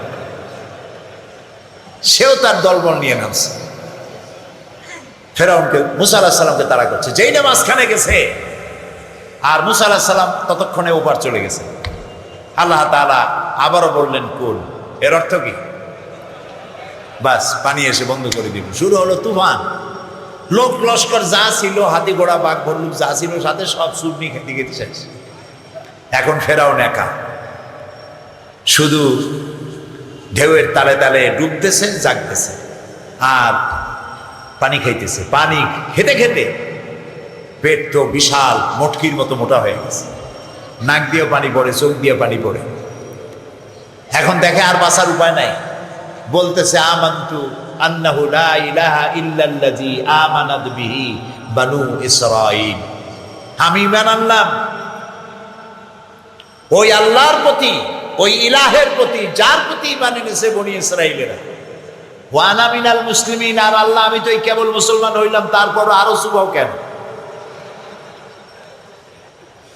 আল্লাহ তাআলা বলছেন, আল আন, এখন, ওয়াকাদ আসাইতা ক্বাবলু ওয়া কুনতা মিনাল মুফসিদিন, অথচ তুমি এর পূর্বে আমার সাথে বিদ্রোহ করেছো, আমার জনগণকে নির্যাতন করেছো, আমার গোলামদের উপরে তোমার মন গড়া আইন চাপিয়ে মানুষকে গোলামের জিনজিরে আবদ্ধ করে নির্যাতন করেছো। এখন বলতেছো আনা মিনাল মুসলিমিন। আল্লাহ কয় অকুনতা মিনাল মুফসিদিন। ও কয় আমি মুসলমানদের একজন, আল্লাহ কয় তুমি সন্ত্রাসীদের একজন, বড় সন্ত্রাসী। আল্লাহ তাআলা বলছেন, শোনো ফেরাউন, আমি তোমারে আজকে শুধু মারবই না, আল ইয়াউমা নুনাজ্জিকা বিবাদানিক, আমি তোমারে মারবো এবং তোমার শরীরটারে বাঁচায় দেব। পানিতে পচবে না তোমার শরীর, জলচর কোন প্রাণীতে খাবে না, মাটিতে পচবে না, পোকা মাকড়ে তোমারে খাবে না। আমি তোমারে শুটকি বানায়া রাখবো কিয়ামত পর্যন্ত। দুনিয়ায় তোমার পরে যত স্বৈরাচার অত্যাচারী যারাই আসবে পৃথিবীতে, তারা যেন তোমারে দেখে শিক্ষা গ্রহণ করতে পারে। ফেরাউনের লাশ দেখে কোরআনে কারীমের এই আয়াতগুলি আমার মনে পড়লো। তাকিয়ে থাকলাম তার দিকে, হাত পাও বাইর করা, কাপড় দিয়ে জড়ানো, গলাটা এতটা লম্বা, এরকম চিকন, মাথায় চুল আছে। চিন্তা করতে পারেন ৩.৫ থেকে ৪,০০০ বছর আগে লাশ, মাথায় এখনো চুল আছে, হাতের ২-১টা নখ আছে, মুখের একটা দাঁত দেখতে পেলাম। চেহারাটা দেখতে আমার কাছে মনে হয়েছে যে শয়তান তো দেখি নেই, দেখলে বোধহয় এইরকমই হইত। সে আল্লাহ আছে না নাই? আছে না নাই? সে আল্লাহ আজও আছে। লম্বা যেমন শোনা যায় যে ৬০ হাত লম্বা, ৫০ হাত, ওই রকম কিছু না, সাধারণ লম্বা। স্বাভাবিকভাবেই লম্বা যা হওয়া দরকার সেরকম। তার বউ, নাতি টাতি, এরকম অনেক ফেরাউনের লাশ আছে। ফেরাউন মানে পৃথিবীর বিভিন্ন দেশের রাষ্ট্রপ্রধানকে এক এক নামে ডাকা হয়। কোথাও মালিক বলে, কোথাও কিসরা বলে, কোথাও কায়সার বলে, কোথাও প্রেসিডেন্ট বলে, কোথাও রাষ্ট্রপতি বলে। ওই সময় ফেরাউনের, মিশরের যারা বাদশা হতো তাদেরকে ফেরাউন বলা হইত। রামসিস II তাকে বলা হয়। এটা হলো আসল ফেরাউন, মুসা আলাইহিস সালামের জামানায় যে ছিল। তো আল্লাহ তাআলা পয়গম্বরদের সাথে যারা বেয়াদবি করেছে তাদেরকে এভাবে ইতিহাস সৃষ্টি করে রেখেছে। কারুন ছিল, কারুনের ছিল বিশাল ধনসম্পদ। মিশরে আমি আল্লাহ তাআলার সে কুদরত দেখে আসলাম, সে আযাবের নিদর্শন দেখে আসলাম। কারুনের ছিল বিশাল ধনসম্পদ, তার বাড়ি আর সম্পদ রাখার যে জায়গা ছিল, সেই জায়গার পরিমাণ ছিল ৫৫,০০০ একর। ৫৫,০০০ একর নিয়েছিল তার বাড়ি এবং সম্পদ রাখার জায়গা। তার সম্পদ থাকতো যে সিন্ধুকে, সেই সিন্ধুকের চাবি বহন করত শতাধিক উটে, চাবি বহন করত। এই বিশাল সম্পদের যাকাত চাইলেন হযরত মুসা আলাইহিস সালাম, তাকে দ্বীনের দাওয়াত দিলেন। দাওয়াত তো গ্রহণই করলো না, নারী ঘটিত এক অপবাদ দিল মুসা আলাইহিস সালামের উপরে, নাউযুবিল্লাহ। মুসা আলাইহিস সালাম অসন্তুষ্ট হলেন, আল্লাহর গজব কামনা করলেন। সূরা কাসাসের মধ্যে আল্লাহ তাআলা এই ঘটনা বর্ণনা করেছেন। কোনটা গল্প নয়, সব কোরআন। আল্লাহ তাআলা অর্ডার করলেন জমিনকে, কারুন তার সম্পদ শুদ্ধ মাটির মধ্যে গ্রাস করে নে। মাটি কারুন এবং তার সম্পদকে গ্রাস করলো। এটার নাম হচ্ছে বহায়রা কারুন। সেখানে গিয়ে দেখলাম সামনে ডানে আর বামে পানি ছাড়া কিছুই দেখা যায় না, সমুদ্রের মতো হয়ে গিয়েছে। আজও পর্যন্ত এ স্বাক্ষর বহন করছে এই মাটি যে আল্লাহর সাথে নাফরমানি করলে কি হয় আল্লাহ তা দেখিয়ে দিয়েছেন। আজও ইসলামের সাথে, কোরআনের সাথে যারা বেয়াদবি করবে আল্লাহ শাস্তি দিতে সক্ষম না, সক্ষম নয়। আমরা পত্র পত্রিকার মাধ্যমে জানতে পেরেছি কিউবার গুয়ান্তানামোয় আমেরিকান সৈন্যরা কোরআন শরীফকে টয়লেটের মধ্যে নিক্ষেপ করেছে। নাউযুবিল্লাহ, নাউযুবিল্লাহ। কোরআন নাজিলের পর থেকে নিয়ে এই পর্যন্ত পৃথিবীর ইতিহাসে কোরআনের এত বড় অবমাননা পৃথিবীতে কেউ করেনি।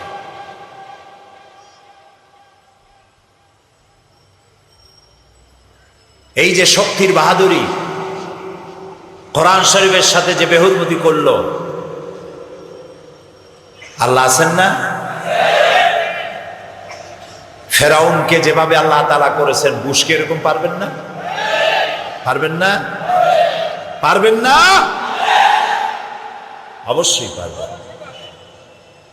কোরআন অবমাননা করার অর্থ গোটা দুনিয়ার মুসলমানদেরকে অবমাননা করা। কোরআন অবমাননার অর্থ সারা পৃথিবীর মানবতাকে অপমান করা। কোরআন অবমাননার অর্থ স্বয়ং আল্লাহ রাব্বুল আলামিনকে অমর্যাদা করা।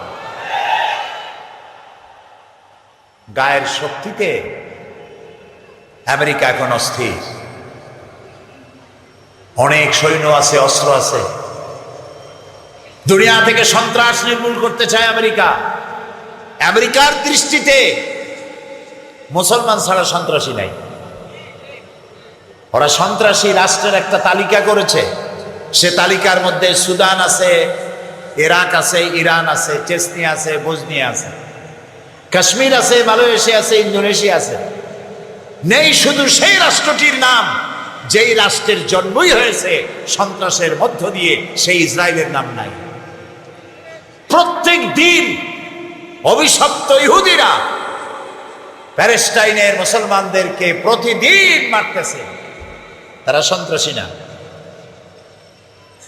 হিন্দুস্তানে কথায় কথায় সুতায় নাতায় সাম্প্রদায়িক দাঙ্গা বাঁধিয়ে মুসলমান মারতেছে, সেসব উগ্রপন্থী হিন্দুরা সন্ত্রাসী না। সন্ত্রাসী কারা? সন্ত্রাসী প্যালেস্টাইনি মুসলমানেরা, যারা তাদের মাতৃভূমি পিতৃভূমি উদ্ধারের চেষ্টা করে, ওরা সন্ত্রাসী। চেচনিয়ার মুসলমানেরা স্বাধিকার আন্দোলন করছে, ওরা সন্ত্রাসী।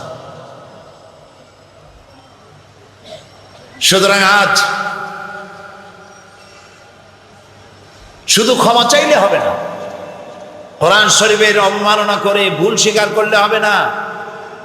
কোরআন শরীফ অবমাননা করেছে যে আমেরিকান সৈন্যরা, গোটা পৃথিবী গর্জে উঠেছে আজ। আগামী 27শে মে সারা পৃথিবীব্যাপী বিক্ষোভ হবে আমেরিকার বিরুদ্ধে। যারাই অপমান করেছে কোরআনের, এই কোরআনের অপমান যারা করেছে, তাদের দৃষ্টান্তমূলক শাস্তি না দিলে আল্লাহর গজব থেকে আমেরিকা রক্ষা পাবে না। আগামী 27শে মে জামাত ইসলামী বাংলাদেশের পক্ষ থেকে বাংলাদেশে আহ্বান করা হয়েছে বিক্ষোভ দিবস উদযাপনে। আগামী 27শে মে বাইতুল মুকাররমের উত্তর গেটে ইমানের দাবিদার সব মুসলমান সেখানে বন্ধু বান্ধব নিয়ে সব হাজির হয়ে যাবেন। সেখানে আপনারা উপস্থিত হবেন। শিবির করবে 26 তারিখ আর জামাত ইসলামী করবে 27 তারিখ। এ বিক্ষোভে অংশগ্রহণ করা মুসলমানদের ইমানই দায়িত্ব। কোরআন শরীফ আমাদের ইমান, কোরআন আমাদের কলিজা, কোরআন আমাদের রক্ত, কোরআন আমাদের বেঁচে থাকার আমাদের দলিল, সম্মানের দলিল। কোরআন শরীফের উপর আঘাত মুসলমানরা বরদাস্ত করতে পারে না। প্রিয় ভাই সব, সেজন্য আজ কোরআনে কারীম, এই পৃথিবীর মুসলমানেরা এই ধরনের কোন ইতিহাস আছে যে মুসলমানেরা কারো ধর্মগ্রন্থকে এরকম টয়লেটে ফেলাইতেছে? আছে? মুসলমানেরা কারো গির্জা, কারো মঠ, কারো সিনাগোগ, কারো মন্দির মুসলমানরা ভাঙছে, এর কোন দলিল আছে? না। আমেরিকা চায় যে পৃথিবীর মুসলমানেরা খেপে উঠুক আর একটা যুদ্ধ বাঁধাক, পৃথিবীতে একটা তৃতীয় বিশ্বযুদ্ধ লেগে যাক আর ওর অস্ত্রের একটা রমরমা ব্যবসা শুরু হয়ে যাক। আমরা যুদ্ধে যাব না, আমরা আল্লাহর কাছে বুশের শাস্তি দাবি করব। আল্লাহর গজবের হাতে বুশকে সোপর্দ করছি। আল্লাহ তাআলা তাকে শাসন করার জন্য আল্লাহ যথেষ্ট, ঠিক কিনা? আমাদের বাড়ির কাছে ইন্ডিয়া, ভারতে বাবরি মসজিদ ভাঙলো। এই বাবরি মসজিদ ভাঙার পরে বাংলাদেশে কোনো মন্দির ভাঙা হয়েছে? হয়েছে? পৃথিবীতে মুসলমানরাই একমাত্র সহনশীল জাতি, যারা পরধর্মের উপরে অত্যন্ত সহনশীল। এরকম জাতি পৃথিবীতে আর না। প্রিয় ভাই সব, সুতরাং নবী করিম সাল্লাল্লাহু আলাইহি ওয়াসাল্লাম পৃথিবীতে এসেছিলেন মানবতার কল্যাণের জন্য, শান্তি দেওয়ার জন্যে। তোমরা আমাদের ভদ্রতা শিখাও। আমেরিকা মুসলমানদের নাম রাখছে মৌলবাদ, ফান্ডামেন্টালিজম, টেররিস্ট। আমরা বলি সন্ত্রাসী। সন্ত্রাসের যে দাদা, সে আমাদের কয় সন্ত্রাসী। প্রিয় ভাই সব, তোমরা কি ব্যবহার করেছো মানুষের সাথে? গণতন্ত্রের ফেরিওয়ালা, মানবাধিকারের ঠিকাদার আমেরিকা। ইরাকের আবু গরিব কয়েদখানা, সে কয়েদখানার মুসলমান কয়েদিদেরকে উলঙ্গ করে একটার উপরে একটা মানুষ, জীবিত মানুষ, এইভাবে মানুষ দিয়ে পিরামিড কারা বানাইছে? তোমরা বানিয়েছ। মুসলমান কয়েদিদেরকে উলঙ্গ করে তাদের মুখের উপরে তোমরা পেশাব করেছ। মুসলমান কয়েদিদের গলায় কুত্তার বেল পড়াইয়া তোমরা রাস্তায় রাস্তায় টেনেছ। 70-80 বছরের বৃদ্ধা মেয়ে লোক, তাকে গাধা বানাইয়া তার পিঠের উপরে তোমরা সওয়ার হইয়া রাস্তায় রাস্তায় ঘুরাইছ। মুসলমানরা করেছে পৃথিবীতে কোথাও? আছে কোন নজির?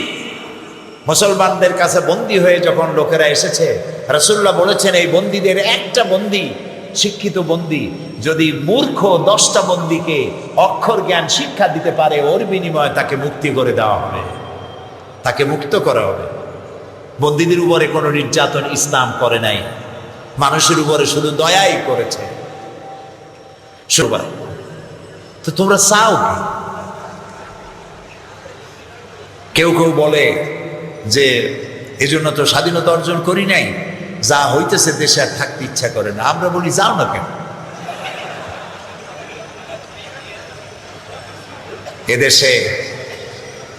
এদেশ টুপির দেশ, দাড়ির দেশ, আলেমদের দেশ, পীর বুজুর্গের দেশ। মুসলমানদের দেশ মসজিদ মাদ্রাসার দেশ, বোরখা এবং হিজাবের দেশ। যাদের ভালো লাগে থাকতে পারো, ভালো না লাগলে কেউ বলবে না হুজুর আপনি থাকেন, আপনি যাবেন কেন, এটা বলার দরকার নেই। কেউ এটা বন্ধ করতে পারবে না। যুবকদের মাঝে ইসলামের যে কোনো যুগের তুলনায় বর্তমান যুগে যুবকদের মধ্যে ইসলামী চেতনা 1000 বার বেশি উজ্জীবিত হয়েছে। আগে আমার প্রথম জীবনে যখন, আজকে তো নতুন ওয়াজ করি না, সেই কবে শুরু করেছি? 60-এর দশকে। আর এখন 2005, 60-এর দশকে শুরু করছি ছাত্র জীবনে। তখন মাহফিলে দেখতাম সব বুড়ো মানুষ, যুবকের আসতোই না। আর এখন তাকিয়ে দেখুন তো কারা বেশি? দাড়ি পাকা খুব বেশির বেশি 1% or 2%, 97% যুবক আর যুবক। আলহামদুলিল্লাহ বলো। এইটাই ওদের পছন্দ হয় না।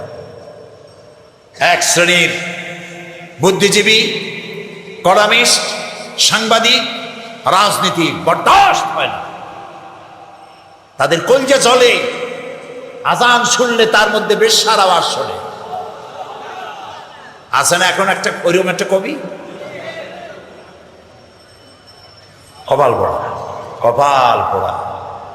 সে বলছে ফজরের আজান যখন শুনি মনে হয় বেশ্যা তার খরিদ্দার ডাকতেছে। নাউজুবিল্লাহ। কত বড় কপাল পোড়া, বেঈমান। কবর হবে ওদের কাছেই, যাদের আওয়াজ শোনো ওদের কাছেই হবে।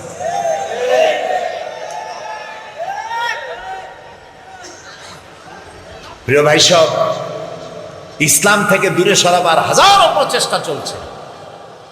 রেডিওর মাধ্যমে, টেলিভিশনের মাধ্যমে, সিনেমার মাধ্যমে, নাটকের মাধ্যমে, পত্রপত্রিকার মাধ্যমে অনবরত খালি মৌলবাদ, মৌলবাদের জ্বালায় মস্তি রয়ে গেছে।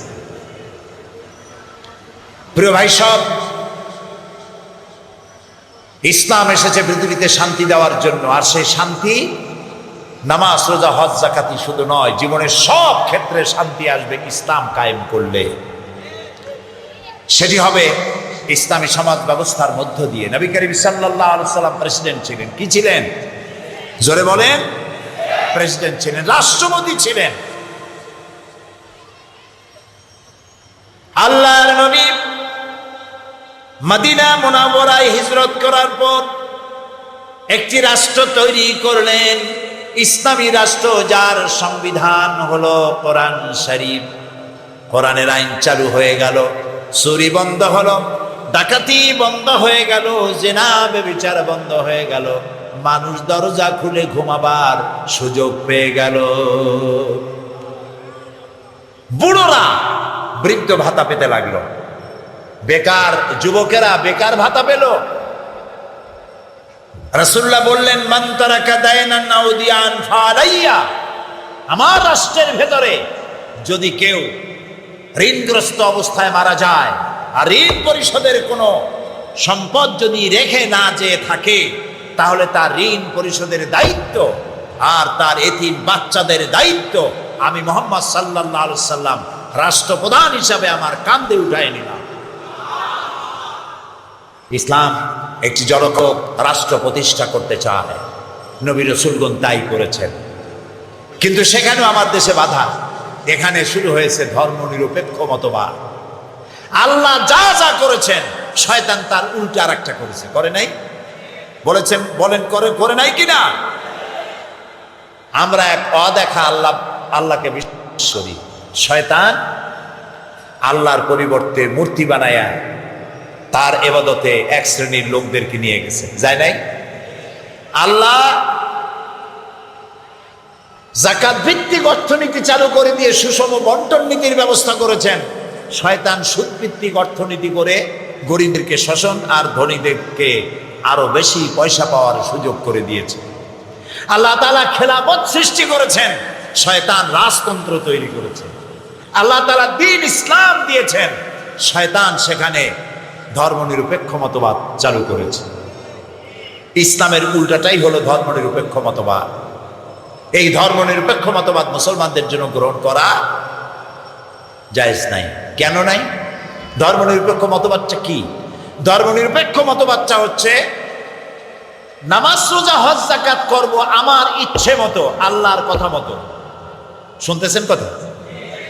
নামাজ রোজা হজ যাকাত করব আমার আল্লাহর কথা মতো, কিন্তু আমার অর্থনীতি, আমার সমাজনীতি, আমার শিক্ষা, আমার দীক্ষা, আমার বিয়ে শাদী, আমার ওঠা বসা, আমার চলাফেরা, আমার নির্বাচন, আমার ইলেকশন, আমার ভোট, এ সব কিছু চলবে আমাদের নিজেদের মন গড়া নেতাদের কথা মতো, আমরা যা বানাই সেই অনুপাতে। এটার নাম কি? ধর্মনিরপেক্ষ মতবাদ। ধর্মের ব্যাপারে রাজনীতি নিরপেক্ষ থাকবে। কথা কি বুঝে আসতেছে? তাহলে এটা আমরা কোত্থেকে গ্রহণ করলাম? রাজনীতি থেকে ধর্ম আলাদা করতে হবে, এই দলিল আমি পেলাম কই? রাসূলুল্লাহ রাজনীতি করেন নাই, জবাব দিতে হবে করেন নাই। নবীদের মধ্যে তিনি একাই রাজনীতি করেছেন, আর কোন নবীরা করেন নাই। ইউসুফ আলাইহিস সালাম কি ছিলেন? ইউসুফ আলাইহিস সালাম প্রথমে অর্থ এবং খাদ্য মন্ত্রণালয়ের দায়িত্বশীল মন্ত্রী ছিলেন, মিশর গভর্নমেন্টের মন্ত্রী ছিলেন। একদিকে নবী আর একদিকে মন্ত্রী। কোথায় আছে কথা? কোরআন শরীফে আছে, সূরা ইউসুফ পড়ে দেখেন। এরপরে গোটা মিশরের প্রেসিডেন্ট হলেন কে? ইউসুফ আলাইহিস সালাম। সুলাইমান আলাইহিস সালাম সারা পৃথিবীর প্রেসিডেন্ট ছিলেন। সুবহানাল্লাহ কই দিচ্ছে করে না? মুহাম্মদ সাল্লাল্লাহু আলাইহি ওয়াসাল্লাম প্রেসিডেন্ট ছিলেন। হযরত আবু বকর রাদিয়াল্লাহু তাআলা আনহু তিনি কি ছিলেন? বলতে পারেন না? আল্লাহর নবী বলেন, তাম পৃথিবীর সমস্ত মুমিনের ঈমান যদি এক পাল্লায় রাখা হয়, আর একা আবু বকরের ঈমানটা যদি এক পাল্লায় রাখা হয়, তাহলে দেখা যাবে তাম দুনিয়ার সব মুমিনের ঈমানের তুলনায় একা আবু বকরের ঈমানের পাল্লাটা ভারী হয়ে যাবে। সেই আবু বকর রাদিয়াল্লাহু তাআলা প্রেসিডেন্ট ছিলেন না? হযরত ওমর, যার সম্পর্কে রাসূলুল্লাহ বলেছেন, লা নবিয়্যা বাদি ওয়ালা রাসূলা, আমার পরে নবীও হবে না, রাসূলও হবে না। আমার পরে যদি কেউ নবী বা রাসূল হতেন, লাকানা ওমর, ওমরকে আল্লাহ নবী বানায় দিতেন। সে ওমর রাদিয়াল্লাহু তাআলা প্রেসিডেন্ট ছিলেন না কি ছিলেন না? গোটা পৃথিবীর অর্ধেকটা পৃথিবীর প্রেসিডেন্ট ছিলেন। সুবহানাল্লাহ বলো। ওসমান রাদিয়াল্লাহু তাআলা আনহু প্রেসিডেন্ট ছিলেন, হযরত আলী প্রেসিডেন্ট ছিলেন। কে তোমাকে অধিকার দিল? রাজনীতি থেকে ধর্ম আলাদা কে অধিকার দিল? কোন মুসলমানদের এই অধিকার নাই, এটা শয়তান করেছে। ধর্ম নিরপেক্ষ মতবাদের স্রষ্টা হচ্ছে শয়তান। যে মুসলমানের গায়ে মুসলমানের রক্ত আছে, ধর্ম নিরপেক্ষ মতবাদ সে করতে পারে না। হারাম। কোরআন শরীফে আল্লাহ তাআলা পরিষ্কার বলেছেন, আফাতুমিনুনা বিবাদিল কিতাবি ওয়া তাকফুরুনা বিবাদ। কোরআন শরীফের কিছু কথা মানবা আর বহু কথাকে ছেড়ে দেবা। এটা যদি করো, কোরআনের কিছু মানলাম আর কিছু মানলাম না, এইটা যদি করো, তাহলে দুনিয়ার জীবনে লাঞ্ছনার জীবন দেব এবং কিয়ামতে চূড়ান্ত শাস্তির মোকাবেলা তোমাদেরকে করতে হবে। আল্লাহর কথা। তো কোরআনের কিছু কথা ধর্ম নিরপেক্ষবাদীরা মানে, নামাজ রোজা হজ যাকাত এটা করে, কিন্তু অর্থনীতিতে আল্লাহ নাই, রাজনীতিতে আল্লাহ নাই, ভোটের মধ্যে আল্লাহ নাই, শিক্ষানীতিতে আল্লাহ নাই, সব জায়গায় ধর্ম নিরপেক্ষ।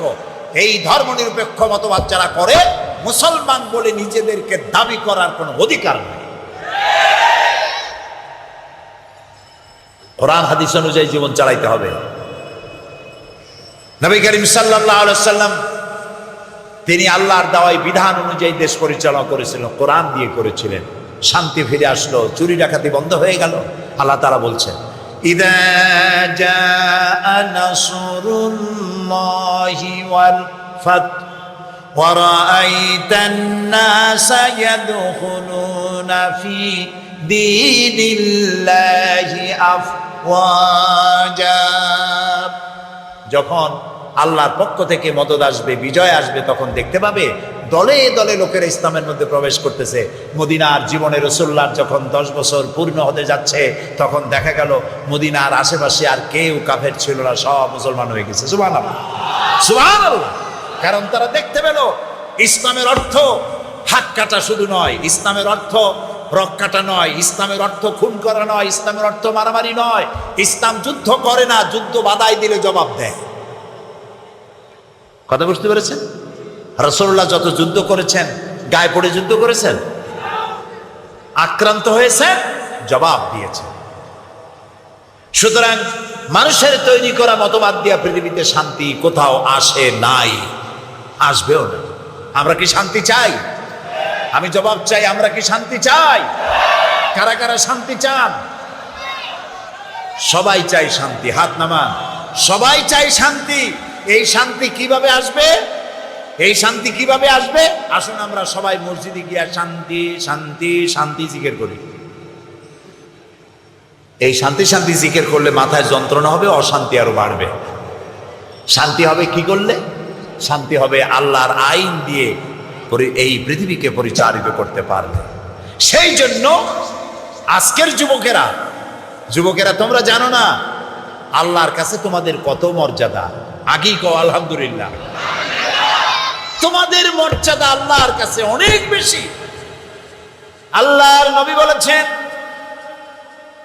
কিয়ামতের দিন আল্লাহর আরশের নিচের ছায়া ছাড়া যেদিন কোনো ছায়া থাকবে না, সেই দিন 7 শ্রেণীর লোকদেরকে আল্লাহ তাআলা আরশের নিচে ছায়া দিবেন। ওর মধ্যে এক শ্রেণী হচ্ছে ওয়াশাবুন নাশা ফি ইবাদাতিল্লাহ, ওই সব যুবক যারা নাকি রাতের বেলায় আল্লাহর ইবাদত করে রাত কাটাইছে। এইসব যুবকদেরকে আল্লাহ তাআলা আরশের নিচে ছায়া দেবেন। সুবহানাল্লাহ বলেন। যুবকেরা, ইসলামী ছাত্র শিবির কাছের থেকে দেখো পত্রিকা কি লিখলো, এগুলি দেখার দরকার নাই। পত্রিকার লেখা কোনো ওহী না, সবটা 100% সত্য, এটাও সঠিক না। কথা ঠিক কিনা? কাছের থেকে দেখো যারা শিবির করে, গভীর রাত্রে যখন টিএস করে, রাতের বেলায় যখন তারা সভ্যদারি করে, রাত জাগে, যে দেখো শিবিরের ছেলেপেলেগুলি দর্শে হাদিস, দর্শে কোরআন, সাহাবা ইকরামদের ইশার ও কোরবানি ইত্যাদির উপরে আলোচনা করে, তাহাজ্জুদের নামাজ পড়ে শেষ রাত্রে কিভাবে আল্লাহর কাছে কান্দে, তাকায় দেখো। এই যৌবনকালে যারা নামাজি হয়, দিনদার হয়, আল্লাহ তাদের উপরে খুশি হয়ে যায়। কারণ কোন মসজিদের মুয়াজ্জিন যদি বলে আমি ঘুষ খাই না, এ কথার কোনো দাম আছে? বলেন, আপনি তো মুয়াজ্জিন সাহেব, আপনার ঘুষ দেবে কিনা? থানার দারোগা যদি কয় আমি ঘুষ খাই না, এটার দাম আছে, ঠিক না? এমপি যদি বলে ঘুষ খাই না, মন্ত্রী যদি বলে ঘুষ খাই না, এসপি যদি বলে ঘুষ খাই না, স্বরাষ্ট্রমন্ত্রী যদি বলে ঘুষ খাই না, এটার দাম আছে, আছে কিনা? তো বুড়ো মানুষ যদি বলে আমি প্রত্যেক রাত্রে তাহাজ্জুদ করি, হইতে পারে এ কারণে যে আল্লাহর ভয়তে পড়েন, অথবা এও কারণে হতে পারে যে ঘুম মোটে আসে না, করবেন কি? দুইটাই হতে পারে, আল্লাহর ভয়তেও হইতে পারে, আবার ওরকম কারণে হতে পারে। কিন্তু যুবকেরা যদি বলে যে প্রত্যেক রাত্রে পারি না, কিন্তু সপ্তাহে একবার আমি তাহাজ্জুদের নামাজ পড়ি, মাসে 2-1টা নফল রোজা রাখি, এই কথার অনেক দাম, ঠিক না? যুবকের সারা রাজ্যের ঘুম এসে তাকে চেপে ধরে, শয়তান তাকে ওয়াসওয়াসা দেয়, নানান রঙিন স্বপ্ন দেখায়, এ সবগুলিকে দুপায়ে ঠেলে, টাটকা সুখ দুপায়ে ঠেলে যেসব যুবকেরা রাত্রি জেগে আল্লাহরে সেজদা দেয়, বুড়োর 1000 সেজদার চাইতে যুবকের 8 সেজদার দাম আল্লাহর কাছে অনেক বেশি। সুতরাং যুবকদেরকে চরিত্রবান হতে হবে। রাসূলুল্লাহ কত ভালোবাসতেন যুবকদেরকে, সুবহানাল্লাহ। এই ওয়াজ আমি বহুবার করেছি, যুবকদেরকে আল্লাহ রাসূল সব থেকে ভালোবাসতেন। এই কারণে রাসূলুল্লাহ বলেছেন উসীকুম বিশ শাবাবে খায়রা ফাইন্নাহু